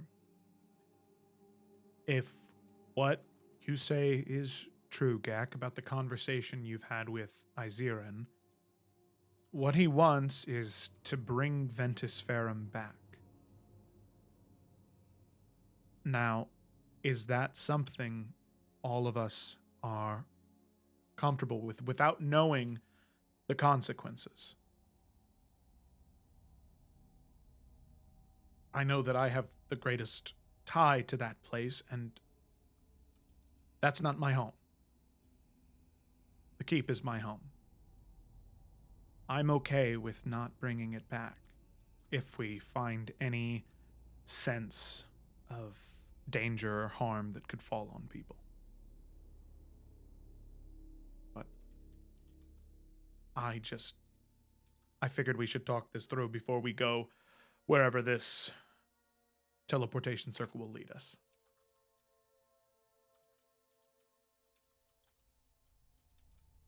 Yrsa looks at Gak.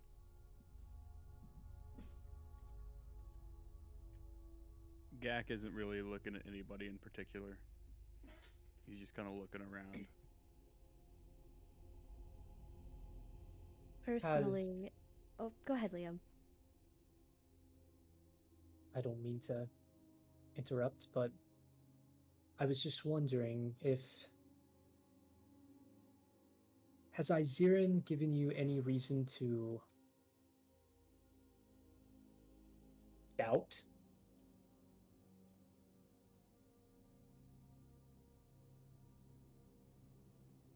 I have always felt like he's telling the truth and that he has good intentions, but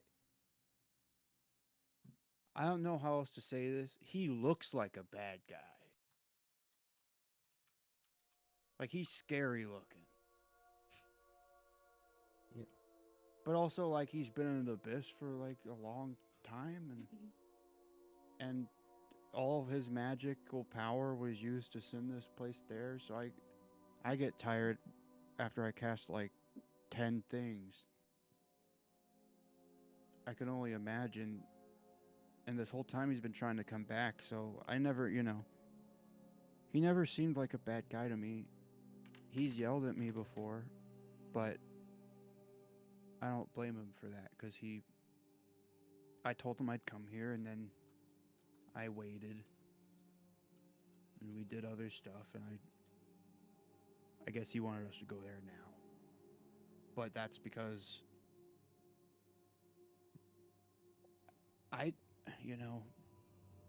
he's been holding whatever's down there at bay, trying to find a way to come back, and now he finally has the chance to come back. I don't think that he would be in a rush if he was trying to bring something evil back. I don't know what the time limit would be. If he could be like, yeah, save me, whatever. If the Demogorgon was just ready to go or something. But I feel like he's like desperately trying to get out of there before they can't get out. Could I see if Gak fully believes what he's saying, or if he's just trying to what he thinks is do the right thing? Make an insight check.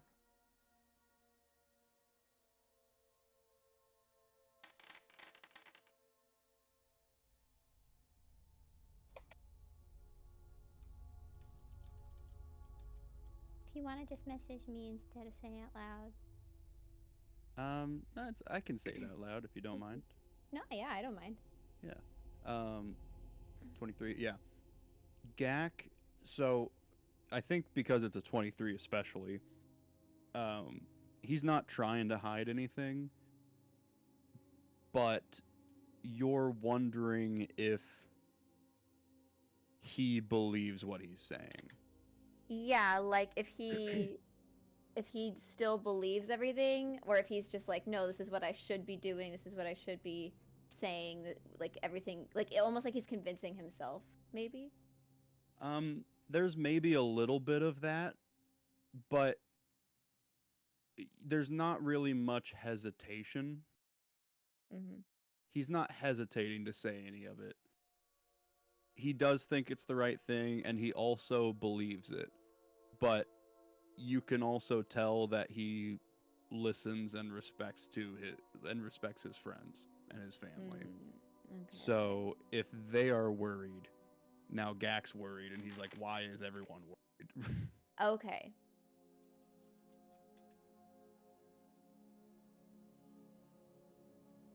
I think for me,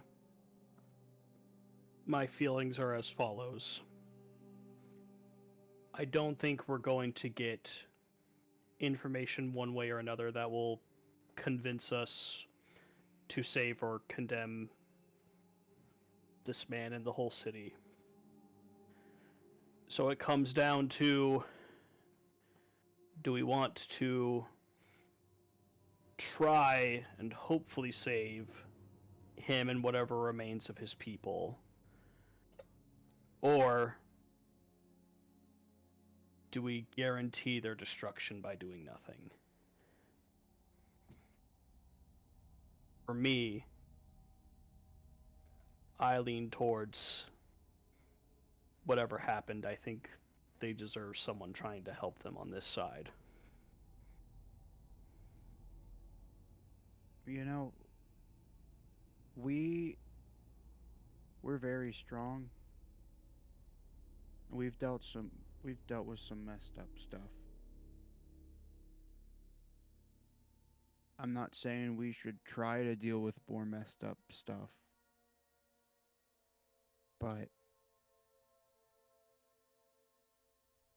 if we have to, what's new?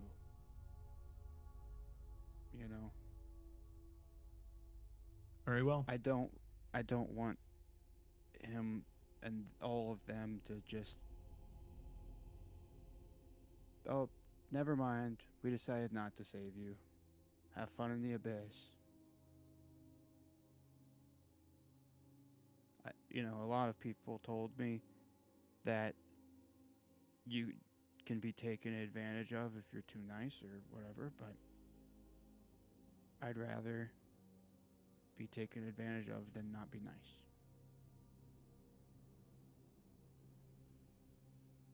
All right. Then that's what we'll do. I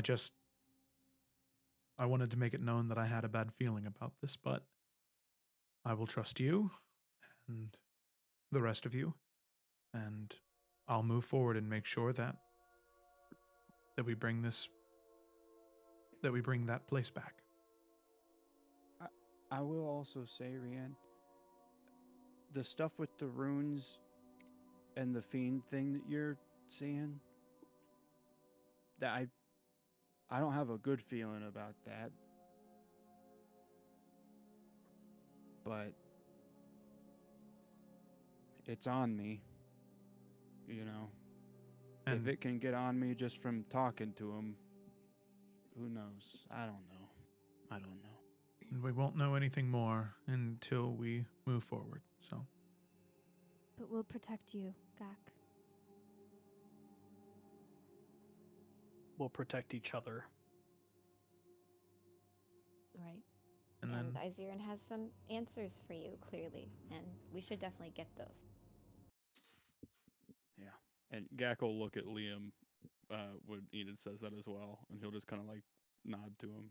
We will get those answers.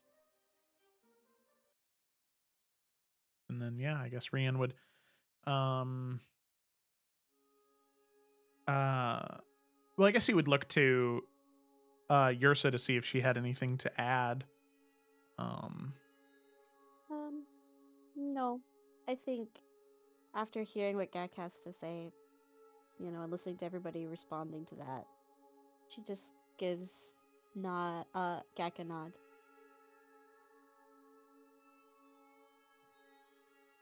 Okay. And Rian will turn So- towards the teleportation circle. Very well. As everyone follows suit, you are all transported to a place you do not know. But the first thing that catches your senses is the breeze, the wind, and immediately the smell of salt water. As you look around, you are standing on a rocky hill, surrounded by ocean crashing upon a small island, and in the center is the largest tower, singular tower you have ever seen.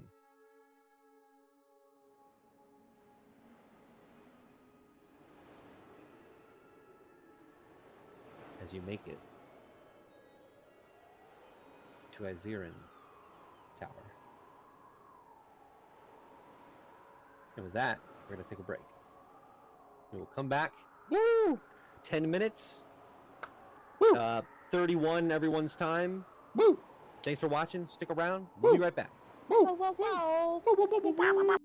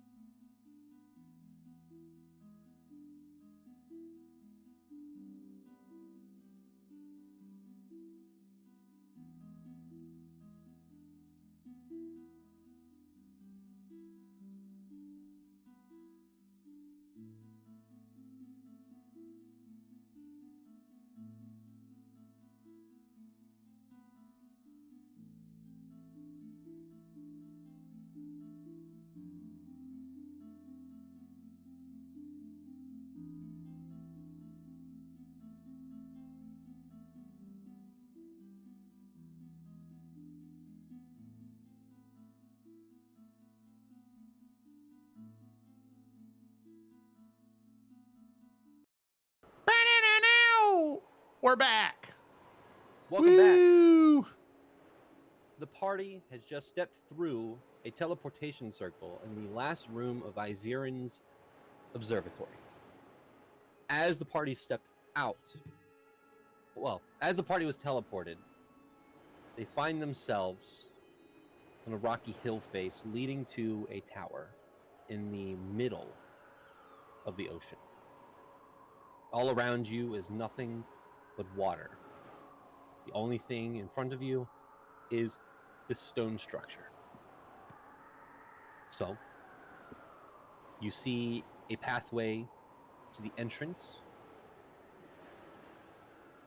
Do you go down or up? Down. Up? Down.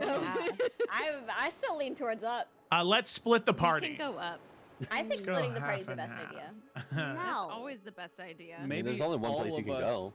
Maybe Liam will all go of us up. go everywhere. Yeah, we can all pick a different direction. See, All at I was once? thinking up because then we can just go down. Because you don't know how deep down is, but we know how tall up is. So that was some logic. That's very Ian true. jumps into the ocean. I definitely think that we should go up because we can go down. I Okay. agree, Fel. Yeah, because you can't go up if you went down. If you go down, But down might be bottomless, and then how are you? I am so sorry I gave you a choice. We do Well, say- down we down do say goes the into the top of water up. though. Down goes into the water. Can everybody Well, swim? Yeah, we see the top of up. We know where up ends. God, go We don't know where wherever, bottom I'll is. We don't know follow. the bottom of down. That's a good point, That's Nick. true. I think we should go up. The bottom of up is where we are, and also less than that. John, what would you pick if you were a player? John, why'd you give us a choice? I don't Rian's going up the stairs. Rian's going up Can the I stairs. roll for the I'm correct quickly answer? following. A giant rock falls on the bottom staircase. I'm gonna wait, and I'm going where y'all go. Oh, the top one's locked. Okay, We're Rian's going gonna to the go bottom. downstairs. Gak's gonna Why misty get step the into choice window. then? Gak's gonna misty step Unlock into the it. window. Okay, and Rian goes appear- back up. Enid, can you unlock this? Yeah. In Rian's voice, he says that. She's gonna Okay. do a ghost step tattoo and walk through it and unlock the door. It's not locked. I was joking. Okay. You son of a bitch. We're going back up. Am I a Rian joke went to up- you? Am I invisible? Are In you this having moment? fun yet, John? Am I invisible? I forgot about that. Apparently Gak did too. No, that So- party remembered. John, we're at the door. That was- it's yeah, not locked. yeah. I'm trying to compose Can we myself. open the door? I'm swimming. Yersa, no, come back. I'm sorry. Let's play the game. I Now it's apologize. not. Now it's not the time for a dive. You can talk to the fish later. No, John said they didn't want to talk to me, so there's nothing here. I already asked. Knock knock, who's home? I'm swimming. Yersa gets out of Guys. the water drenched in red. What are we waiting for? I'm Sorry, swimming. John, I'm 5. I'm sorry. Go I ahead. need that as a as a soundboard clip. I'm swimming. I'm swimming. I'm swimming. I'm swimming. Okay, so Rian we, opens open the door. Yeah. the door. Oh my god. Okay. Hello. In the door, you find a staircase leading down. All right, guys. It's serious I knew we now. should have gone there. I'm literally never giving you guys a choice ever again. Railroad, stairs in here. railroad. The stairs go up. There are lanterns too. Wait, are we at the top or the bottom? No, we just walked in, Basil. We still have there's stairs right in front of us. We still have to go up.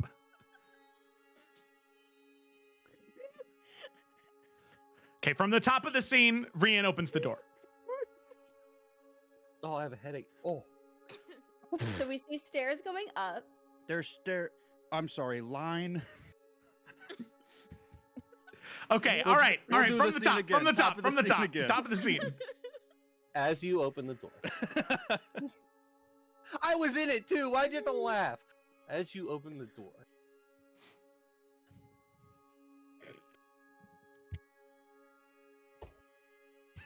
You hear. You see. You already said it. You see a staircase going up. Does it look like there's? Does it look like there's anything else in this room? Is it just the staircase that goes up? Is there any like markings, writings, books, crumpled paperwork, artwork? Okay. In this room right now, it looks like a foyer to a tower. It looks like the entryway where someone would be. A foyer, you say? A foyer? Nick, look at close your camera.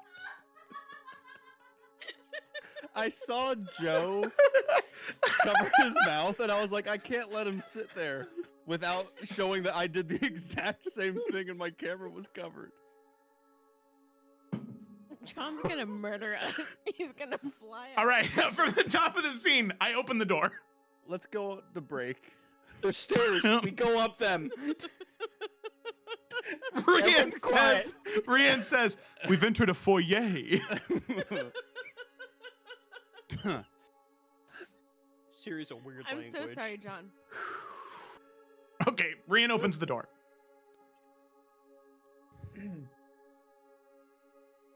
Better question. Does it look like there's been someone here recently? That's a good question, Kayla. Thank you. Or is No. it like, okay, no one's been here recently. It Thank looks. The room itself is very, very old. You can see stone is falling off of the walls and the columns around. The railing itself, that is made of stone itself, there are spots in there where the railing has dilapidated, been destroyed. The lanterns here are oddly still lit. You can see the staircase that does lead up. Past the staircase, there is another door that leads to maybe a smaller room. you. Wait, so up the stair. There's there a only doorway that leads like this way, and then there's stairs that go up. Okay, so there's two routes. Let's Okay. go up first. I was gonna say, let's go through the small door. I was gonna say go through the small door first. John. Well, Yeah, 'cause I was we- the first person to say something. Maybe Well, we should 'cause- split the party. Well, we know that the width of the tower is not very wide, but the tower is very tall. So we can go through the width quicker than we can go through the length. Efficiency. I thought that we were going up so we could go down later. Yours is gonna Yeah, I go still open like the that. store. Nick, please. No, I'm We're gonna- legitimate. Yeah. That's legitimate. I thought we were going to go up and then work our way down. Because then we have, and when we come out of this, well, never mind. Yours is I'll opening just the follow. door. Yeah, we'll go in the Basil small goes door. to I open the guess. door. As you open the door, Basil and Yursa. Nick, turn off your camera. No, you don't have to. You don't have to. As you open this door, you can see a small room. This room, you can see shelves that are packed with these ornate vials, jars, and beakers that line the circular wall. You can see that each one of these jars and vials are filled with some sort of liquid. Various hues, bubbling. Oddly, you can see the burners underneath some of them still lit. You can see a myriad of dangling crystals and orbs. You walk into what looks like an alchemy lab. Question. Mhm. The last place that we came from, maybe not the front door, but once we went down into Iziran's lab, it seemed like almost everything was magical. It seemed super immaculate. There was like all these amazing materials. Everything here seems very kind of scrounged up, put together. I mean, you said like the railing was like falling apart in the tower. Does this feel like something that Iziran didn't build himself? Like, does it feel like maybe this is something else? No, it definitely seems like, I mean, from knowledge you have of Iziran, he was not someone who knew how to construct things, build things. But the railing falling apart, all of that just seems like time. This has been here for so long that the either the weather from around where it is has kind of just seeped in and rotted the stone and made things kind of start to fall apart. Looking around, honestly, it is not as beautiful as the observatory rooms you were in, but it seems like it's even older. Could I do a medicine check on the vials and Yeah. I don't know, just like anything that I'm like, oh, I've seen that before. I've made something like this.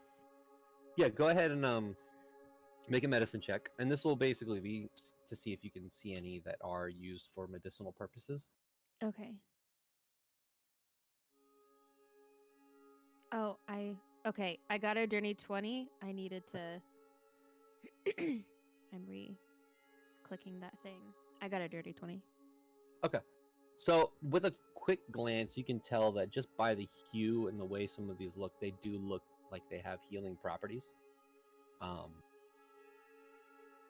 They don't resemble healing potions that you carry yourself, but they seem more potent, for sure. Can I just start Good. grabbing them? There's only about 2 that heal. Oh. The rest of them, and if anybody wants to assist, you can make a Arcana check, investigation check, survival check, whichever one. You'll gain different things based on one of those. So you said I could do either Arcana, investigation, or survival? Correct. Okay, well, we're gonna do survival because my intelligence is not it.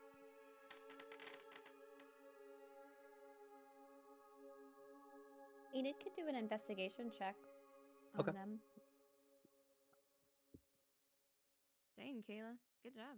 Yeah. You do be surviving out there.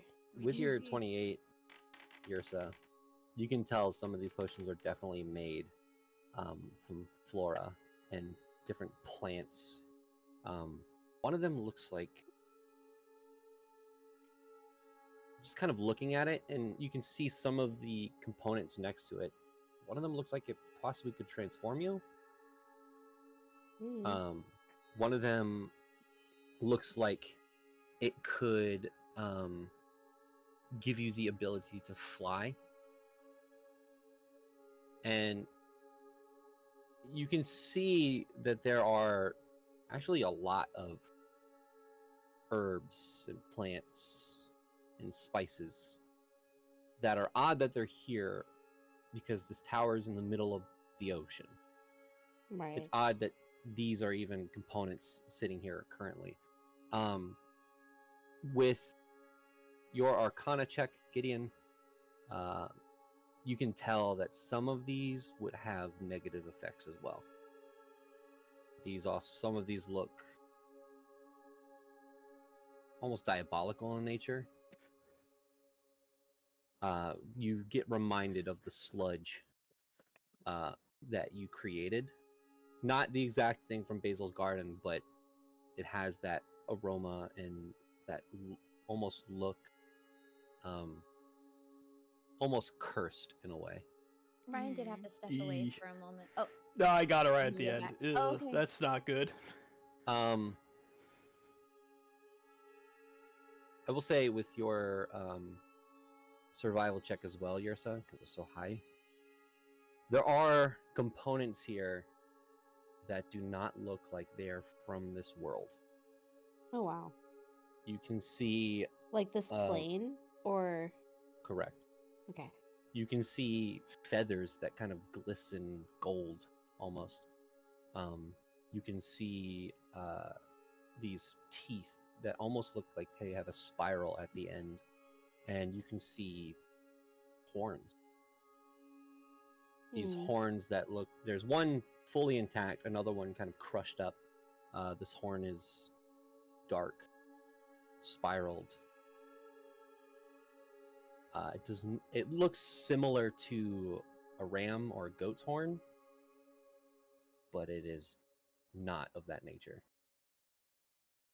Does anything in here seem alive? No. Okay. Yrsa would share everything that she's found with the whole party. She's not gonna touch anything herself, just because I don't know, she can't really get like a vibe check off of this stuff. Like, if Gideon's saying that some of it can cause harm, and I don't know, she's gonna let everybody know what it is, but she's not gonna take anything. A little nervy. Basil, you said you're taking the healing potions, right? Yeah. Okay. You can mark a greater healing potion and a superior healing potion. Ooh. Oh, sick, nasty.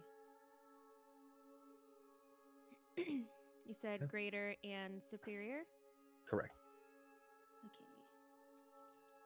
Okay. That seems the majority of what is in this room. Is there anything else, or do you guys want to continue on? I think we're good to continue on. Mm-hmm. Okay. So you leave out of this room, closing the door behind you, and start walking up the stone stairs. Your footfalls echo throughout the cylindrical chamber above, but you can see that a ceiling is quickly getting closer as you see an opening. And as you walk into this opening, you see a chamber of hushed stillness. You can see arrayed along these curved walls are display cases housing weapons and armor that gleam with luminescence. Swords, staffs, bows rest side by side, shields and sets of armor, all seeming to hum with latent power. You can see in the center of the room is dominated by a pedestal displaying a particularly ornate item, bathed in this soft ethereal light.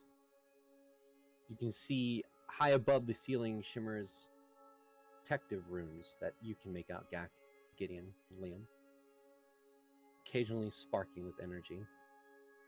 The floor itself is a polished stone with inlaid patterns of silver and gold, intricate designs of combat and valor built into the mosaic of the floor. There are no locked doors here.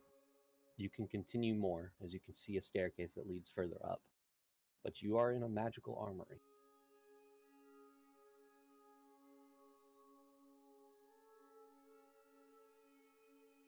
Yours is gonna keep going because this is like, you're not supposed to take treasure out of the treasure room.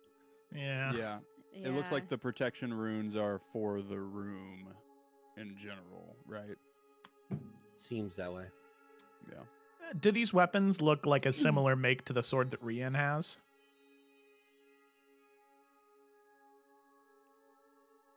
If you spend time here, you don't have to make an investigation check. It's not like they're hidden. They are displayed. You can see that there is a bow that looks like it's made similar. You can see the runes on them. You can see also this armor that looks more ornate. Thinking back to depictions you've seen of the Akunai, it looks more in that make. But give me an investigation. All right. +1. It's going to be 15. Okay. It's odd. You do see many, many items in here. You can even see a table that houses scrolls and rings. You can see on one of them is this circular, darkened, almost like coin that rests on the table with this runic design on it. But you can see a rapier. That blade is dark steel and red. It does not look of this world. Same as you look over to a whip nearby that looks like it was built from the skin of some strange creature. You can see a breastplate that is housed on top of a mannequin that slightly has this tinge of almost like underneath cracks of lava that kind of just slowly hum and pulsate underneath this armor. And you also see another horn, like you saw down there, Yursa, but more ornate, more spiraled, and has at the very tip of the horn, where the smallest part is, a piece of metal that looks like it was used as like an instrument of some sort. Are these all originating from the same place? When you say not from this plane, would you say all of these, for the most part, are from whatever plane that is that they're from? Does that make sense? Are they all from the same plane? Make a history check with advantage. Okay, because she's also like would be more familiar with like items from the Fae, so like she can be like, oh, these things are from here and these are from. They all don't have the same like origination. You can tell that they're not all the same, but these specific ones look similar to each other. There are other ones that are completely different and all in different things. With an 18, they look of nothing from the Fae. Okay. And nothing from the positive planes of existence, you know. They look more pointed and jagged and brutal in a way, but with sophistication. It's hard to tell what plane they might be from without further looking into it. I think we all kind of have a hunch, but like, yeah, okay. Well, Yursa would kind of point that out. I don't know if that makes a difference as to what we're dealing with, but I don't know. I just find it kind of odd that Izeran has such items that seem to radiate perhaps a more negative energy. And so many of them.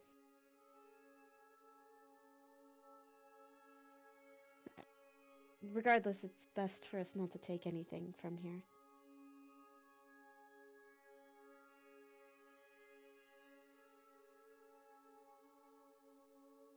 And nurses can keep going if there's nothing else in here for us. Liam will follow. Okay. Anybody else staying around, or everyone's following? No, yeah. Gak's just kind of trailing behind everybody. Okay. Yeah, these would follow. All right. As you make your way up the stairs, Yursa, since you are the first one, you first get the sense of smell of fresh grass and flora, moss, and dew in the air as you walk up. And the chamber here seems way larger than the tower itself. In the width. You can still see the ceiling above you, although it is covered in vines and moss. But the width of this area looks massive. You feel like you're stepping into an ancient, enchanted grove.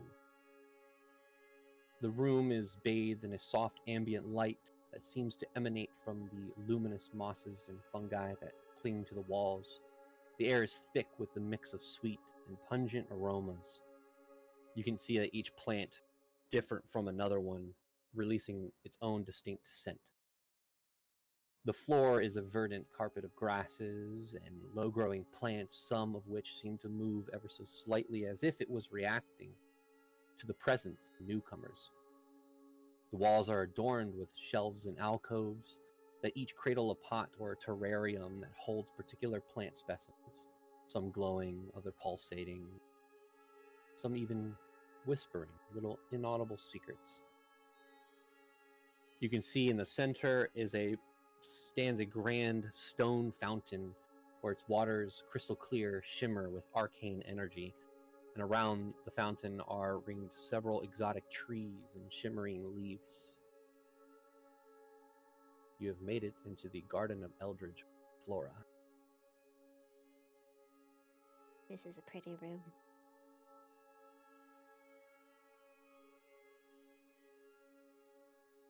Yrsa, make a nature check with advantage. Is there a new picture? I have this. Oh, okay. Natural 20.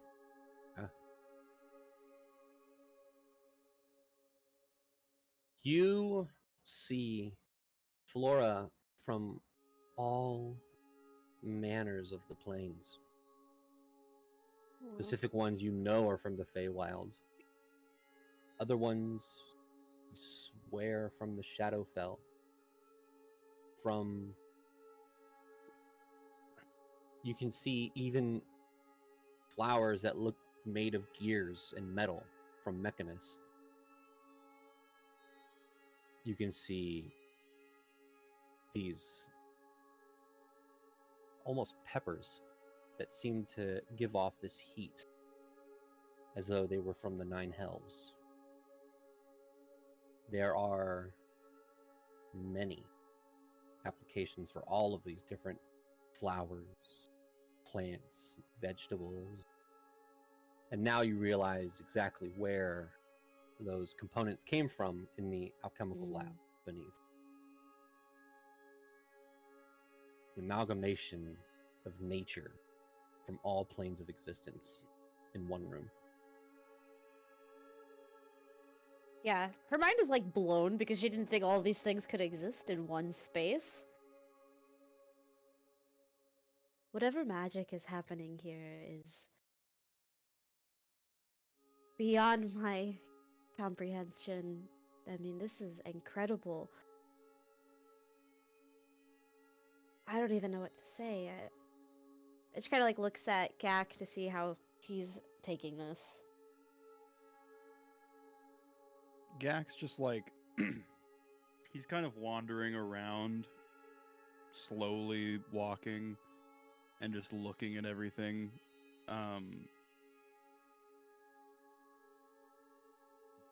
Yeah, he's not taking it negatively or positively. He's just kind of taking it in. I think you can tell he's just kind of like overwhelmed, so he's not processing a lot. For sure.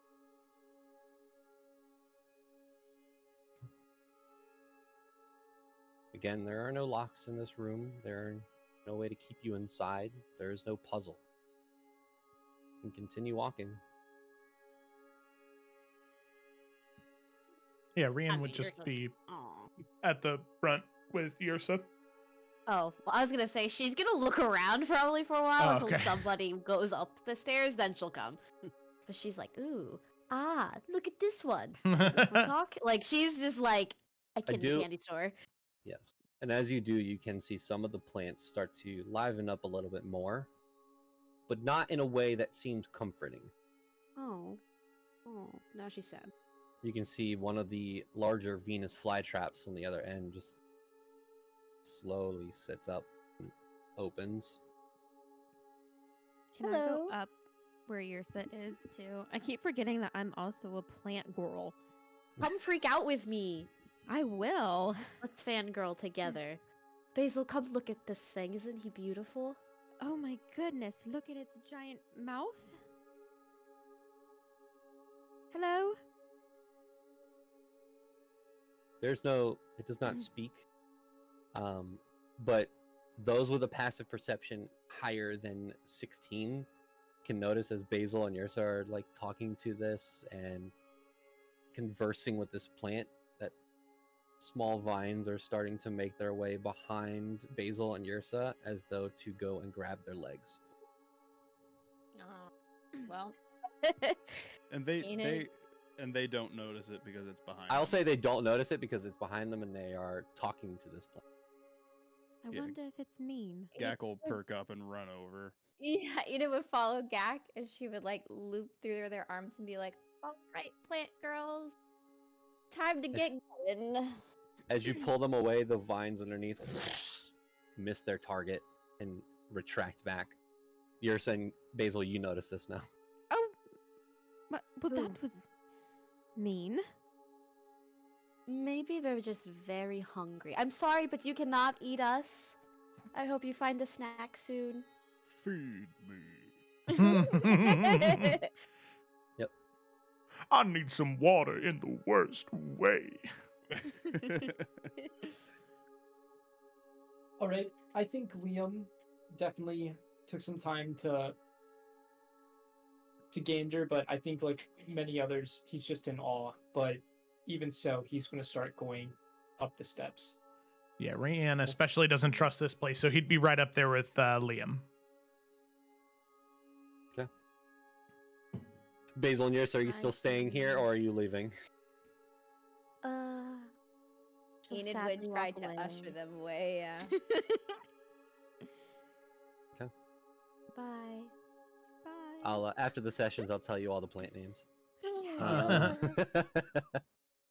This one's Jeff, and this one's Greg, and this one's Ralph, and this. Yeah. That's This one's Cynthia. Jonathan. And I want all their Jonathan. voices too. As you continue upward, Liam being the first one, you step into another room. Dark, but glowing from a light source that you're not or was not expecting. It looks as though you walked straight into an astral nexus. This chamber extends to a high domed ceiling and above painted like a night sky. Within the stars that shimmer, you can see cosmology. The walls are adorned with this meticulously crafted portrait of each plane of the Great Wheel. Each one radiating a unique subtle energy. Beneath each is a dormant portal. A small pedestal in the center holds this cylindrical, spiraling artifact of sorts. This gem in the center with many rings that float around it. You can see that the floor is a polished marble that mirrors the exact ceiling, as though there is no ceiling or floor.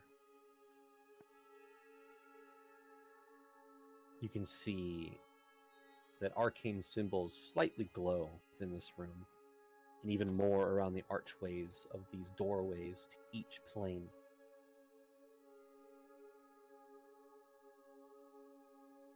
Gideon, Liam, Yursa, make me history checks.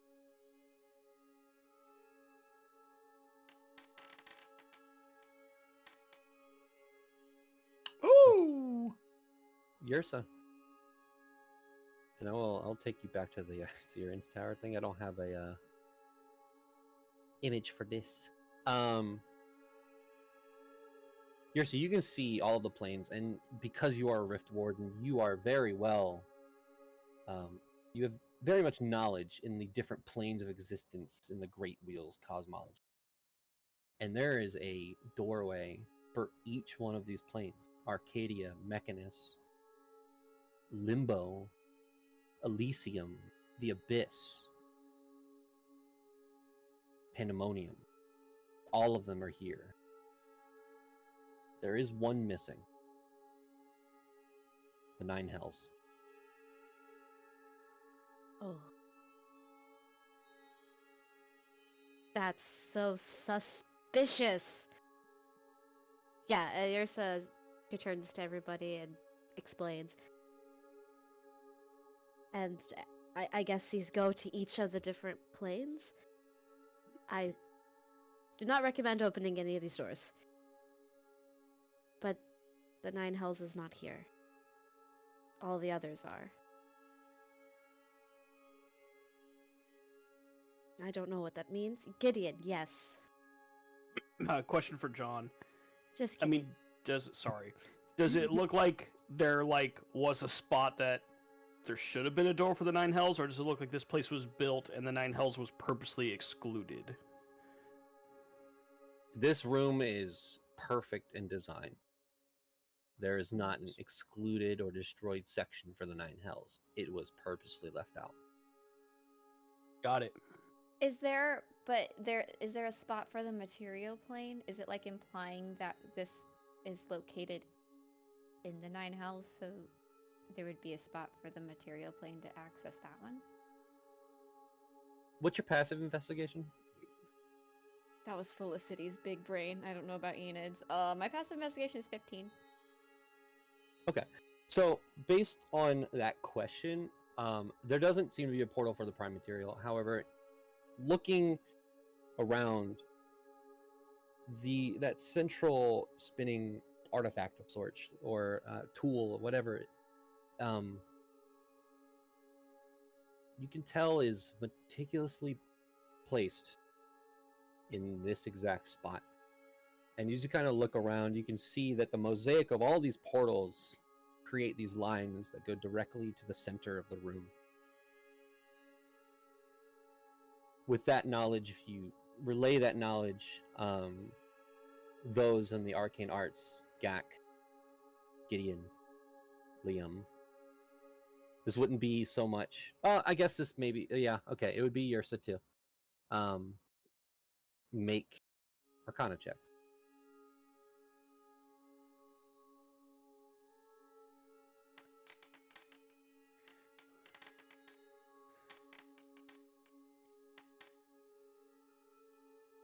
Okay, Gideon. I don't know. Twice.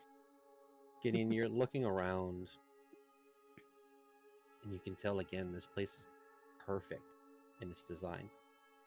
This spinning orb in the center has, as you're looking, the exact same amount of rings that there are portals.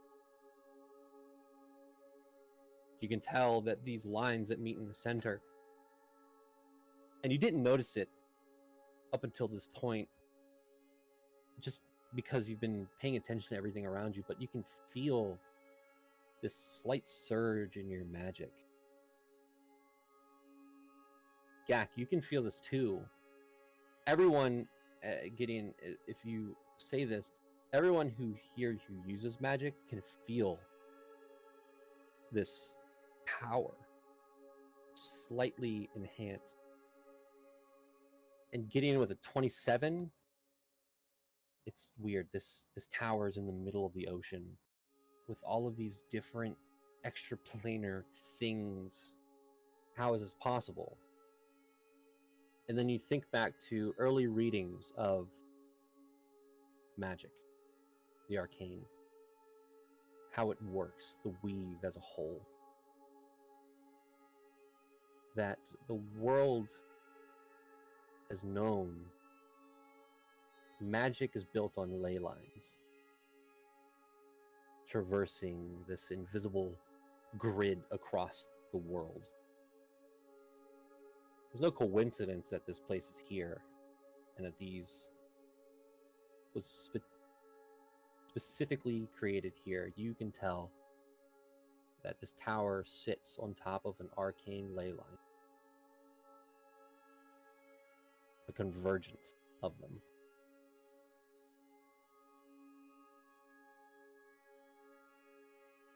You'd obviously share that with everyone.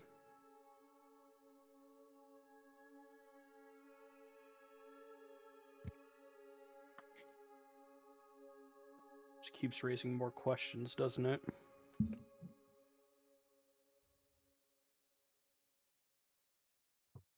Is this like the top of the tower, John? There's more. Oh my lord. Okay. This place is cool. Says Kayla. Yrsa is just like also kind of thinking that though, because like the plant room's pretty neat. Plants. But yeah, like her brain blast, So in theory, we could walk through any one of these doors and go to these different planes. It's like that scene in Nightmare Before Christmas with the different holidays on the doors, and you can go into the different ones. Yeah. I put that in the chat. Did you? Oh, I put a picture of it. Oh, I'm yes, an idiot. Yersa, as you're having a brain blast. Oh my god, I'm so sorry, Nick. I In missed that. theory, same mind. Because of where this thing is, and because this specific part of the ley lines of magic are crossing, there is intense amounts of magic in this area. The doors are dormant; they don't have any magic to them right now. But if there was enough magic to power them, Oh, that's cool. Okay, yeah. You just then like flip a you switch, could turn them walk on. through. Yeah. Like Potentially. Monsters Inc. You know, you gotta put them in the doodad, give it the power. Screams. Exactly. You Yep. just need scream power, and these will light up. Okay. Okay, cool. I didn't, I just wanted to make sure Liam wasn't gonna go like racing through like the Fey door to find his dad or anything, because that'd be bad. Yeah. I will say, it seems like these doors, you've seen magic already here in the tower that's still happening. This tower, from just walking through it, seems old. And Liam, with your knowledge of like the eras of time, it seems like before the calamity, before the gate was created.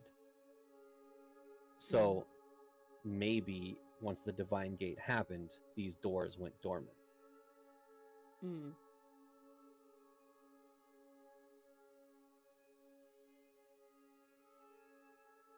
Can you imagine a time where traveling to another plane of existence was as simple as walking through a doorway?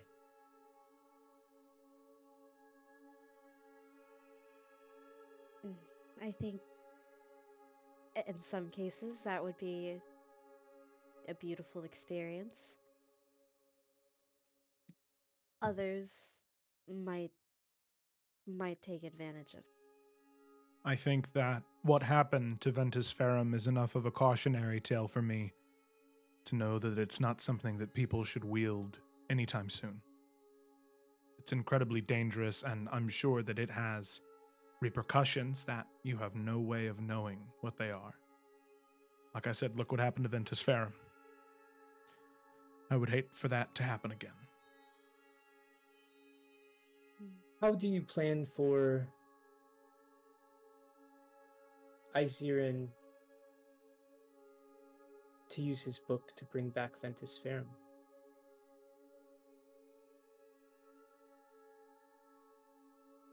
I have no plan for it. I just gotta find the place to put it. Maybe the book powers the door? Just a thought. I think they're gonna need something bigger than a door to get through. That's a good point. And now that we know that it sits on these ley lines, I mean, are these not just rifts technically? Like, we're calling them doors, but we gotta say what it is. There's gonna be another rift. There has to be.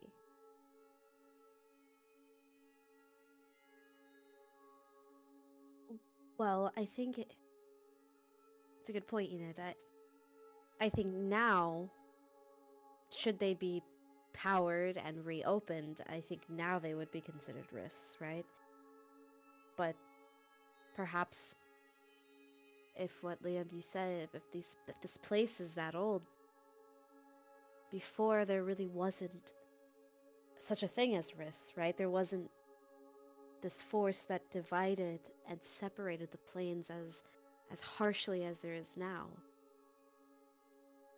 You just kind of sailed between. But now, to Rian's point, it could be extremely dangerous. If one of these doors were to be able to be used, it would just be creating a rift, right? You see Gak all of a sudden kind of like perk up, like he has an idea, but he stops himself from saying anything because he looks at Liam And then he's gonna say, Liam, I'm sorry. I have to ask them something real quick. Enid, can you do that Yeah. thing? Yeah. Mind link. So now we can all like talk to each other, but Liam can't hear, right? Yeah, I excluded Yep. him. Yeah. Gak is gonna say, Sorry. Should we tell or talk about in front of Liam about the rifts and the planes and everything come closer together? I don't think there's any harm in him knowing. Plenty of people have noticed the rifts and the monstrosities coming through. Honestly, it wouldn't surprise me if he's already aware. Yeah. I had a thought, but I didn't want to say it if we didn't want to tell him or something. Well, as of right now, we have no reason to not trust him. And he's been honest with us. We can be honest with him. Yeah, it's just scary. Yes, it's very scary, I understand. But I think he can handle it. Okay. Break. Yeah, and Gak says out loud, Okay. So I had a thought, Liam, but I needed to see if they do you know anything about the planes of existence and rifts and stuff like that? John, I would know, right? Yeah, as a graduate of the Moosrik Sun, yes. Yes, of course. Yeah. I mean, yes. Yeah. You've been feeling the earthquakes that have been happening and all that kind of stuff. Well, a lot of rifts to other planes of existence have been popping up around, and it turns out that the planes of existence are kind of like, what's the word for it?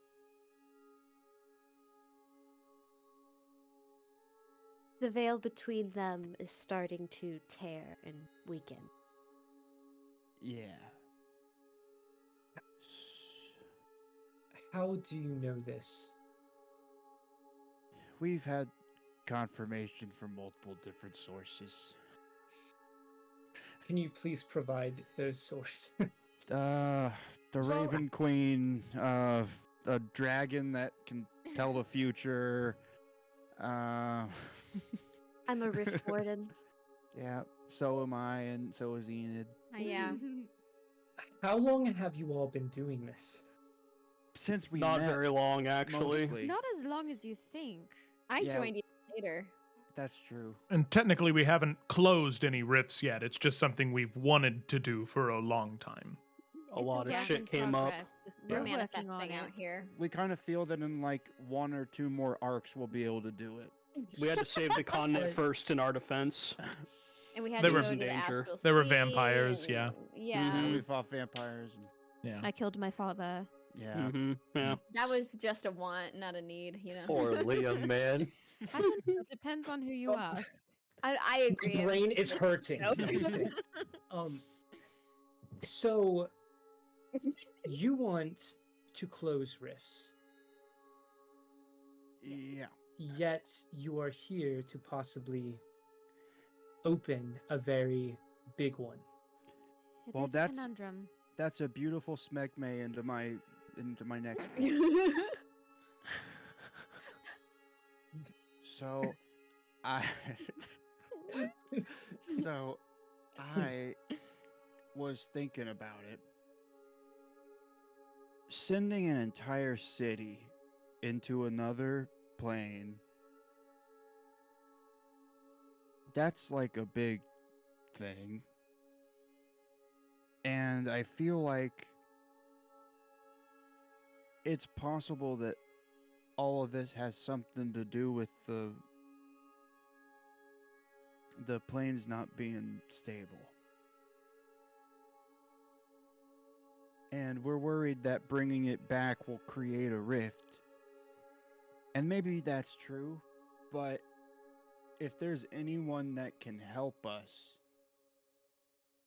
I feel like it's Izeran. He sent a whole city into a different plane of existence. If anyone can help close rifts and all this stuff, he has this room. He sent the city. And you brought up a good point, or a few people did, that when the city first got sent to the Abyss, it didn't leave a rift behind. And that may have been Izeran's doing. And if it creates one when we bring it, that's something we'll deal with. It's one more rift. It's the Abyss that's awful, but we'll have Izeran with us. If he has the ability to bring the city from this side, when he has his material, he can't do it himself from there, but I feel like we'll be able to close it with him. I think that that's something he can do. If anyone can. Yeah. I think I agree with you. It's obvious what he can do, or what he used to be able to do, is quite amazing.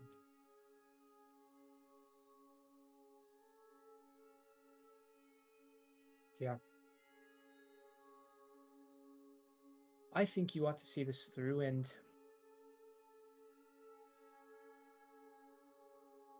I guess I'll continue to follow.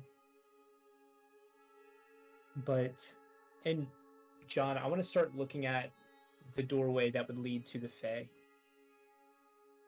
Just kind of walk up to it. You do. It's right now, the archway has these runes that look Fey in nature, and the doorway itself is smooth stone right now. It's just a wall. He's going to kind of put his hand on it, and then he's going to put his head against it just for a second and just think for a moment. He's going to take a deep breath and turn back around. It feels close. What I think I'm looking for, but maybe I was sent here to help you. And maybe this is a part of the story.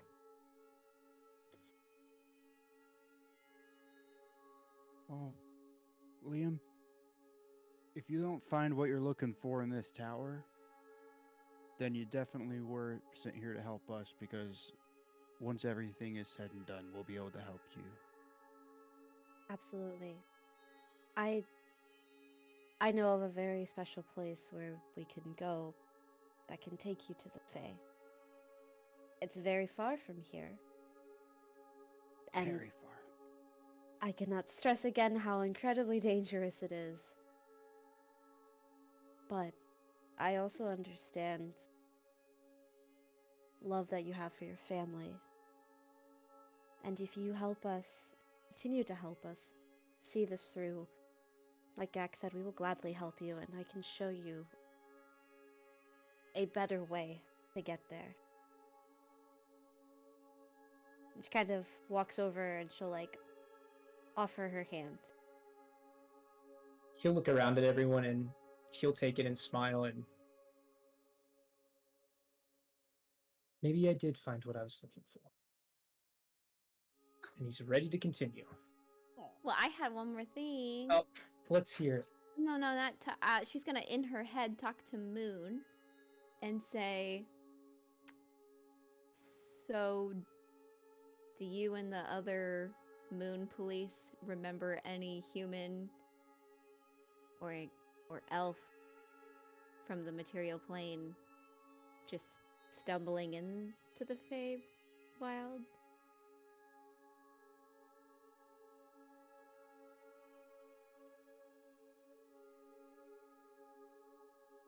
Because they're kind of like watchers over that, right? Their court, not necessarily. What the hell do they do? They're for the moon, dude. For the moon. For the moon, I'm dude. just kidding. What does the moon do? The tides. They are some stand-ins shit. for Sahanin. Remember, Sahanin's They- dead. They now are. Yeah, I take know, up the but they role. need to pick up the pace. Moon responds.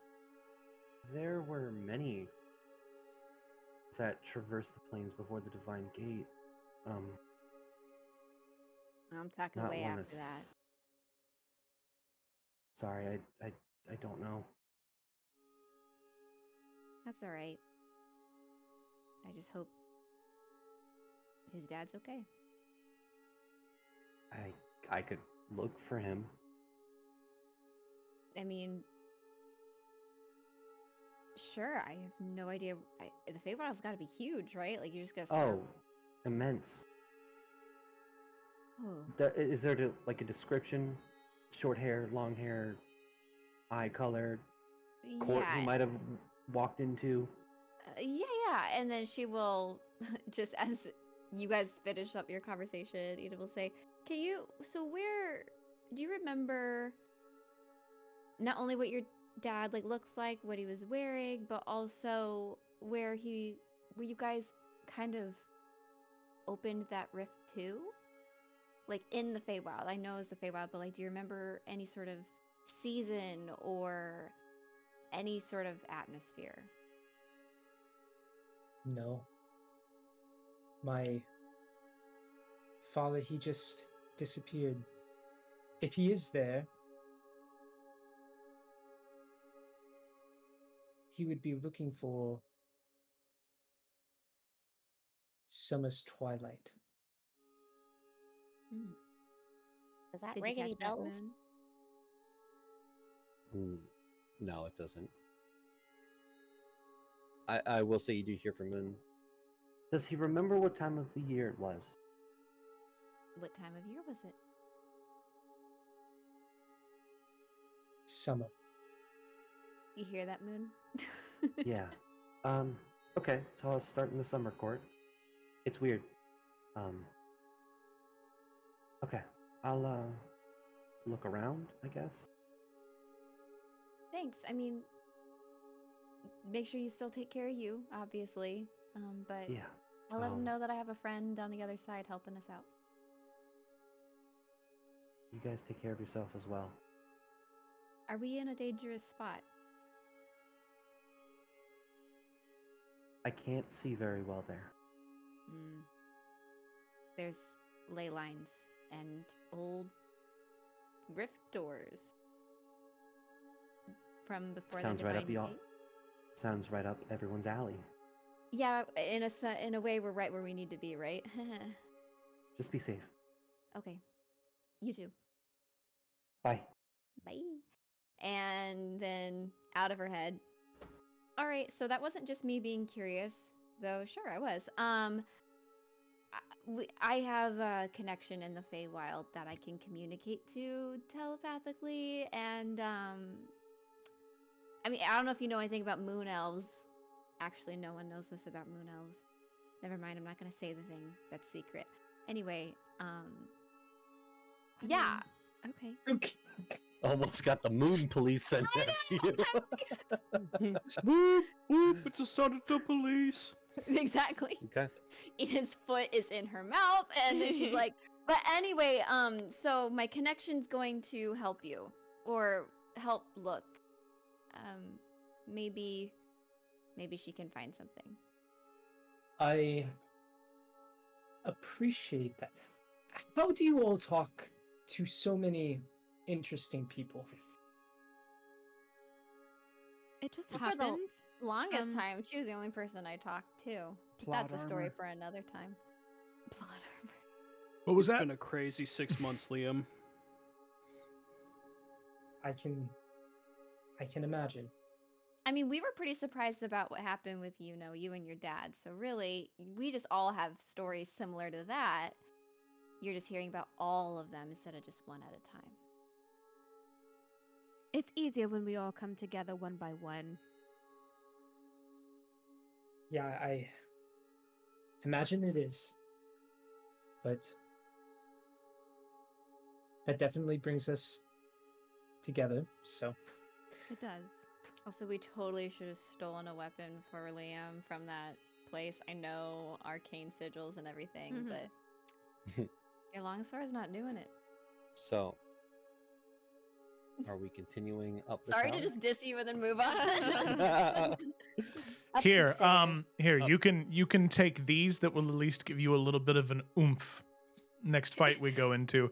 And he's gonna flame tongue dagger. No, he's gonna hand him 3 of Gideon's holy blood grenades that when coating a weapon, they deal an extra 1d6 radiant damage for 1 minute. Yeah, we'll go with that. Yeah. Oh, you know There you it's go. crazy, Liam. That's my blood. Remember As you're walking up the vampires? stairs. We had to fight Oh my God, vampires. that's pretty cool. Okay. So, I have a quarter staff if you want it. I don't know if I As- could I'm carry working it. on a gun. as you walk up, Oh, what? That's As fine. you- walk up the stairs Wrong world.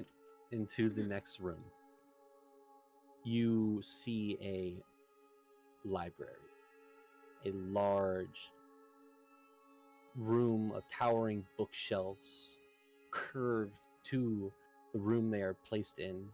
You see a chandelier cast dim light in the area and multiple desks that house paperwork, sketches, and notes.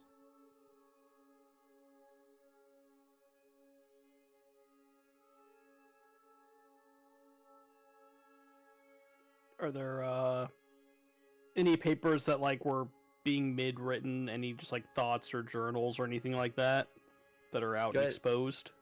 Yeah, anybody who wants to investigate this room, make an investigation check. I do. Yeah, I'll make an investigation. I have poor investigation, but You seem, but for some reason, skill of yeah. mine gives me advantage. So Basil's like, I don't read books. Anyone else? I Rian, Yrsa? pray and garden. Oh, yeah, no. Nice. Books? yeah, well. Just investigation. Ian also. Oh my doesn't God, do Yrsa. book. Yes, Yrsa. But I think Gideon had the top Yeah, boy. you definitely had the highest. I will Which say makes that Nice book. those who are just kind of looking around, you can see that some of these books are written in common. You can see one book that says Arcane Fundamentals Beyond the Basics, History of the Calamity. You can see. Does anyone here speak Abyssal? No. Gideon will re-up on comprehend languages Okay. while we're in here. I'll say because you've seen the language of Abyssal, you can recognize it as an Abyssal language. There's one that is written in Abyssal called Monsters of the Abyss. You can see one, I think, Rian, you also speak Celestial, right? That is correct. You see one that says Celestial Cartography, Oh. and one that also, in Infernal, you would see is the Codex of Infernalis. You can also see scrolls, magical scrolls that kind of litter the desks here. But Gideon, you are specifically looking at notes and research Yes. with a 23 in comprehend languages. You can see drawings, mathematical drawings of the convergence of the ley lines, these equations on how to open gates. You can see that these post-date the calamity. They are newer in a sense of They are before Ventus Ferrum left this world. And it seems as though it is taking into account the Divine Gate, trying to find a way around it. You can also see, in a totally different section as you're looking around, the writings and research of transferring one's soul. The ability to not become immortal, but if necessary, save your soul upon death. Transferring it into objects, should you choose. And close by that, you can see research of simulacrum. Creating a clone of oneself.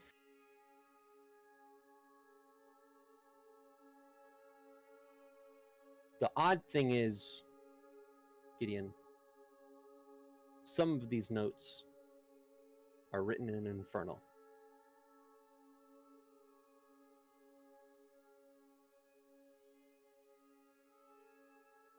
Is the predominant language Common still?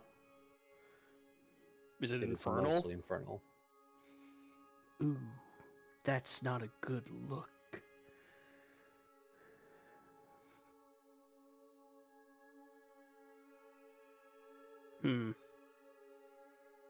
As always, share with the party. I will also say that these predate the rift opening in Ventus Ferrum as well. It seems that these are dated and they seem relatively close to when the portal was opened and Demogorgon was released. And with your investigation, with your knowledge, you can tell that this was someone creating a fallback.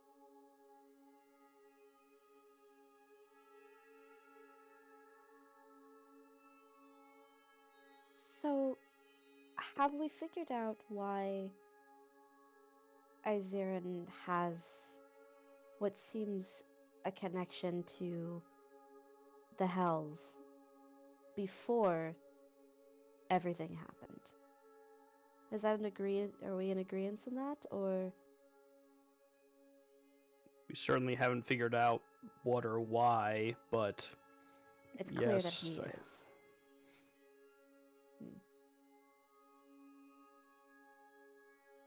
John, like, because it's your story, I just gotta confirm. People typically, if you're from the Hells, aren't good people, right? Historically, if you are a devil from the Hells, you are not a good person. Oh, okay. Yeah. You know, I was gonna ask because she thinks everybody's good and all that gross stuff. I will say, I mean, if you're talking about like good person, the individuals from the Hells are much more reasonable than those from the Abyss. Correct. Devils are at least lawful. Yeah. I'm picking up what you're putting down. It's just, like Gideon said, it's just not a good look. Okay, Yursa doesn't have anything else to add other than just that thought she had out loud.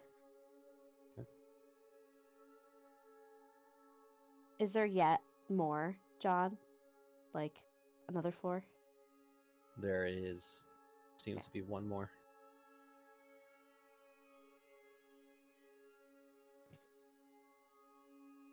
Okay. All right. Up we go. Something's just not adding up here.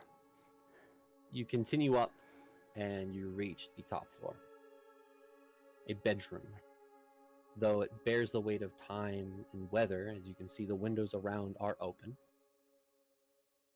You can see that dominating this room is a grand canopy bed.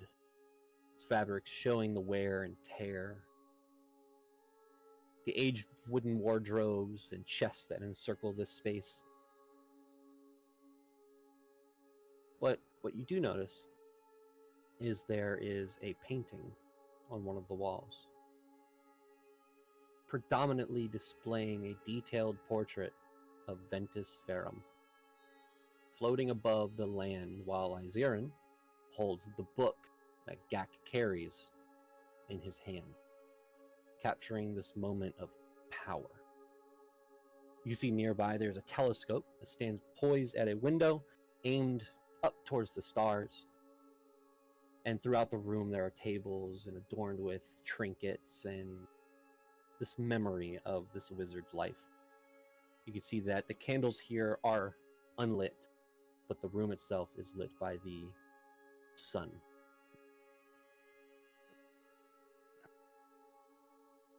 Yes. So I mean, there's a lot of weird stuff going on, and Gideon's getting more and more suspicious, especially with that last room. He kind of wants to, like, not, like, start breaking stuff, but he kind of wants to, like, really thoroughly go over the room and find if there's anything just, like, hidden away, any sort of, like, secret compartments, just, like, anything that would, like, really be hidden, because obviously there's been a lot of stuff here that, you know, has been protected through magical means and also just getting all the way out here, but he's wondering that if there was something really, really, really important, it'd probably be in the guy's room where he's closest to kind of like access it. So yeah, Gideon would like to do a very thorough search. I will guidance you, sir. Thank you. Investigation. After Gideon does that, depending on what he finds, I might do something. Ian was just gonna say, are all wizards this full of themselves? I know Gak's not, but this is a lot about him in like beyond just like his studies, you know? It's like power and kind of weird, right? I think vanity may have played a larger part into much of the Okunai people. I remember when I found those ruins in the mountain, what was left of Ventus Ferrum, it was a lot of statues, a lot of books talking about the great kings and queens of ages past. I think before the calamity, most people thought they were too powerful to be toppled, to be destroyed, and well, I guess they were proven wrong. Glad you didn't keep that trait. No, I'm incredibly humble. Is anyone else doing an investigation check? I'm not, no. No, I mean, I can guide might- people. If Gak does it, I can guide him. It wouldn't be an investigation check what I'd be doing. Okay. So I What was are you going to doing? wait to see what other people did. Because I have true seeing that I used when we entered earlier. That lasts for how long? It only lasts for an hour, but I used Arcane Recovery to recover my 6th level spell slot, so I could cast it again. Okay. But I'm waiting to, because it's my only 6th level spell. Okay, so Gideon, you got a 21. Liam, you got a Yeah. 20. So looking around, you can see the first thing, easiest thing to see, is sitting on a desk nearby the portrait is this dragon with its hands held out in this cupping formation, as though it is asking for something. Looking around as well, near the bedside in one of the drawers, you find a book, a diary of sorts. Flipping through the pages, it looks like not a daily recalling of his life, but the trials and tribulations he had went through, speaking with the king, being there for advisory purposes, working on the Steelforge Sentinels, using the Luminite to create the ability for this city to teleport itself, creating all of these arcane abilities. And you can also see that there is lead up to, we are going to attempt to try new types of magic and something may go wrong, talking basically about the rift that his magnum opus is almost complete. It is all written in Infernal. I know that was kind of a general overview. What does, and I'm not going to make you give specifics, but like, what's the contents of the last page? The contents of the last page are recallings of tomorrow we attempt to do the impossible. Okay. Basically, it is covering like the next day they are going to try and traverse the plains as they did before. Okay. Pulling out the orb from earlier, does it look like it would fit in the dragon's hands? Yes, it does. Anyone mind if I... Okay. He will set it in. As you do, you see the arcane crystal inside start to spin, and you watch as that portrait on the wall. You see the picture fade, and there's a portal. You can see through the other side is a stone room. It's hard to make out as it is almost like one of those mirrors you find at the fair, those clown mirrors.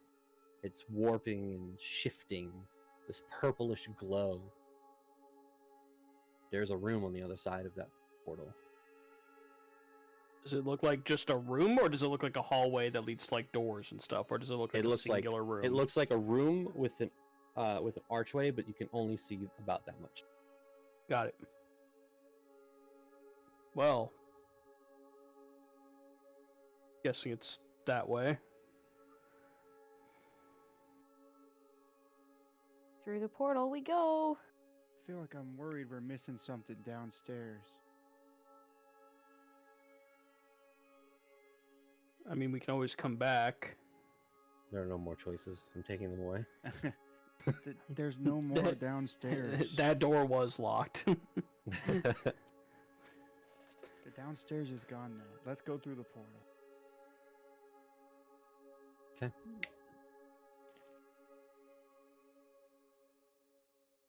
You walk through the portal.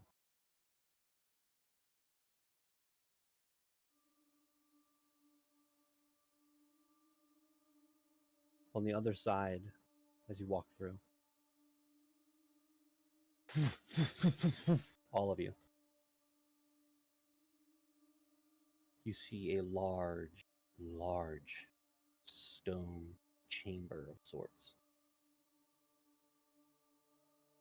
There is iconography of soldiers, dragons, monsters. This decorum in the stone around you. And as you enter through, there are these lights, flame of purple, that start to light up around you on all of these braziers. And in front of you, you see a large stone archway that in the center, it is hard to see what is on the other side. It is faint and shifting as there is magic there.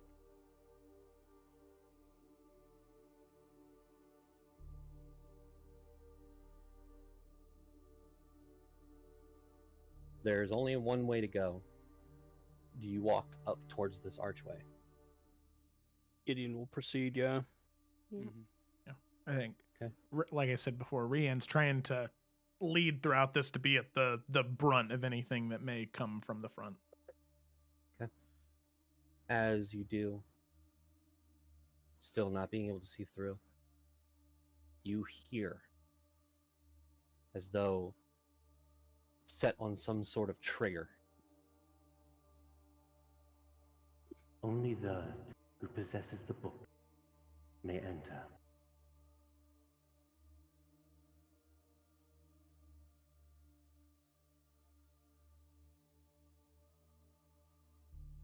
Gak is just kind of standing there. Does it seem like it's only going to allow Gak to pass? Do you try to enter?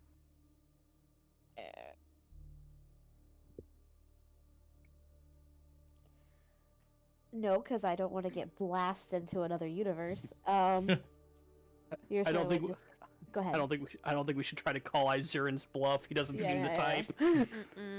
After everything we've come across, I'm pretty sure he's got a trap here, or magical means of defense, whatever. Are you okay to do this on your own, Gak? We want to be with you, obviously,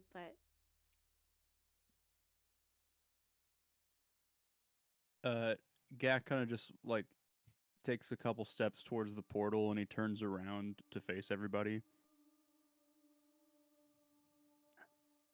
I'll be okay. I promise. We'll be right here. Hey, I don't know if this would work, John, because it's concentration. If I were to cast protection from evil and good or shield of faith, would that go away if he steps through the whatever? You don't know. Normally, probably not. Who knows about this specific scenario, but This specific instance. It's worth a shot. Yeah. Oh, sorry. Go ahead. Trying to figure out if because protection from good and evil is touch based, and then I just have to concentrate. Shield of faith is 60 feet. I'll just do protection from evil and good. Basil's gonna run up to you and she wraps her arms around Gak, squeezes tightly. You be careful, okay? You come back? Oh, I'll be back. Promise And- it'll be okay. Before she lets go, she's gonna cast protection from evil and good. And before Gak goes, Rian will also do something. He's gonna take off one of his necklaces, the same one, the one that has the ring that Aida wore, and he's gonna kind of put it over Gak's neck, so he's wearing it. And as he touches the ring, there's gonna be this like vine of like radiant energy that grows around it, and you can see this kind of shimmer form over Gak, very, very pale green and gold, as he's going to use a second level spell slot to cast Warding Bond. So Gak, you get +1 to your AC and saving throws, and you have resistance to all damage, except any of the damage you take, Rian will take as well. But I have resistance to damage from spells, so I take half the damage that you take. Nice. So it's a +1 of the AC and saving throws. And saving throws. And resistance to all damage. Hell yeah. Ursa doesn't have anything to give. She's just gonna give him a hug. She gives her love. yeah. Gak I will mean, hug we want everybody to who wants a hug. stack him up. Yeah. I could absolutely. also give him my belt of displacement. Is that attunement? How many things do you got? It is attunement. I'm full on attunement. Yeah, Oh. take an hour too. Yeah. That's true. Do any of you guys know how to sing? Some of those people can give me some fun stuff. No, don't got no inspo. I want to feel inspired. I don't know. Okay. Wait, Gideon's gonna walk up. Sorry, I know this is a lot, but it's a big moment. Gak, can you cast Mage Armor for me, please? Make me feel better. I've already got it on. Okay, that was probably. I was gone. Sorry. I already got it. No, I think it lasts 8 hours. Got so it, He okay. cast I it couldn't when remember if you Gideon did, cast right? it. Yeah. Okay. Right at the very beginning. You know what I I'll can do I'll for do you? it again. Okay. Well. One more time. I'm gonna cast invisibility on Gak. Before you do that. Yeah, right as he's about to go through there. Because it's not concentration, it's only regular invisibility, so if you attack or anything, you won't be. But like, just in case, you know, you gotta be hidden. You know, from Might earlier, help I our thought Goliath Enid buddy didn't out. have spells, but it's crazy. Okay. That's So, crazy. this is a serious moment. How dare you take this away from Nick for a petty argument? Honestly, imagine being that low. But Gideon's cast gonna look at invisibility on Gak. Gak. Gideon's gonna look at Gak. And he's just gonna be like, remember what we talked about? You and I were shakers. We make things happen, we change things. Sometimes the best decision is walking away. Just whatever you do, make sure you can hold your head high.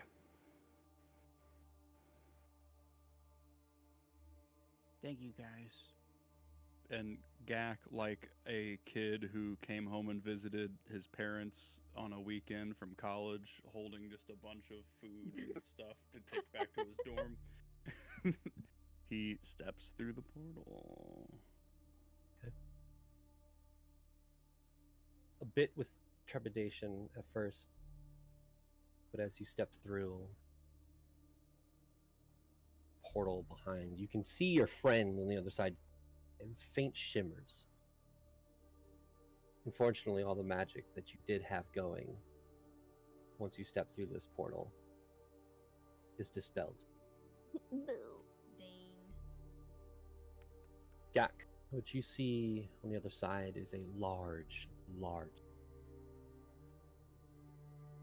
and in the center, iconography statues of knights and dragons and devils and demons and celestials. The same purple flames light up, and in the center, a small purple light. This circular altar that in the center, stairs leading up, is a table with an odd looking creature laying on it, unmoving. A pedestal underneath, specifically where a book would go. You look to this creature laying on this table. Do you get closer? Can I zoom in? Yeah, I think very, very slowly, not necessarily out of fear, just cautiousness, very slowly walk towards it. Okay. As you walk towards it, you can see that the creature on this table has slight features of Iziran. But you can see the horns curl out of the top of the head and the wings that lay flat on the table. But as that happens, and you are walking forward, the rest of you see Liam walk towards the portal and say, "This is exactly what I was looking for," and enters. What? And as Can he we not enters, react to that? you could try. I mean, Rian would well, go to yeah, we'll try grab and him. stop Like, him. Iziran's whole Okay. thing was nobody else go through. Yeah. So as you go to grab at him, make a dexterity check. Me dexterity? Okay. I said that, but okay. 15. Check. So that's just rolling regular. Okay. Mm-hmm. Oh! Oh, spice. Tackle him to the ground. Let's fucking go. You go to tackle him to the ground. Natural 20. Although Liam does not move. As he stops, you're grabbing him. You have him grappled. as he looks towards you. You stay here. And all of you feel this power wash over your bodies as you're stunned in place. Can Ursa dispel magic? Can you dispel a 9th level spell? Oh my god! I have more than 100 hit points. Do you If have it's more than power word 150? stun. Oh, okay. No. I do have We're stuck, resistance. Joe. Okay, all right. Joe, we're stuck. Okay. He walks through, and as he walks through, you see this visage. Liam's body walk through, but a larger individual walk through after him. He walks through. Gak, I would not place the book there if I were you. As you look back to Liam.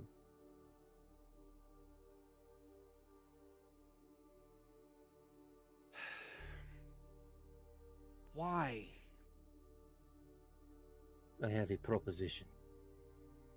I apologize. Let me introduce myself. And you watch Liam's hands kind of cave into his skull and in a quick motion rip the skin in half.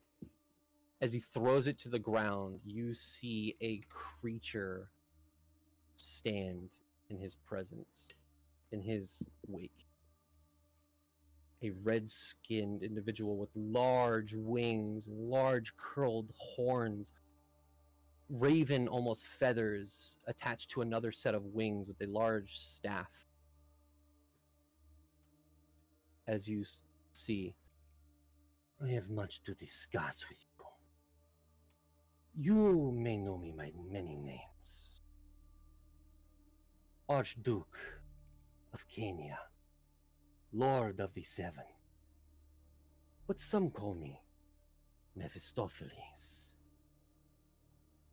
And as the Archduke of the 7th layer of hell stands in front of you, willing to propose something, in this layer of Iziran, there are many questions to be answered, but we will get to that next session.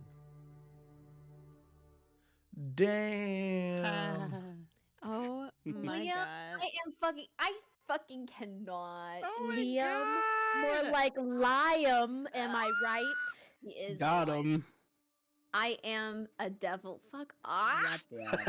I will God. say that is metal. Oh my god. I mean, yes. But Bro.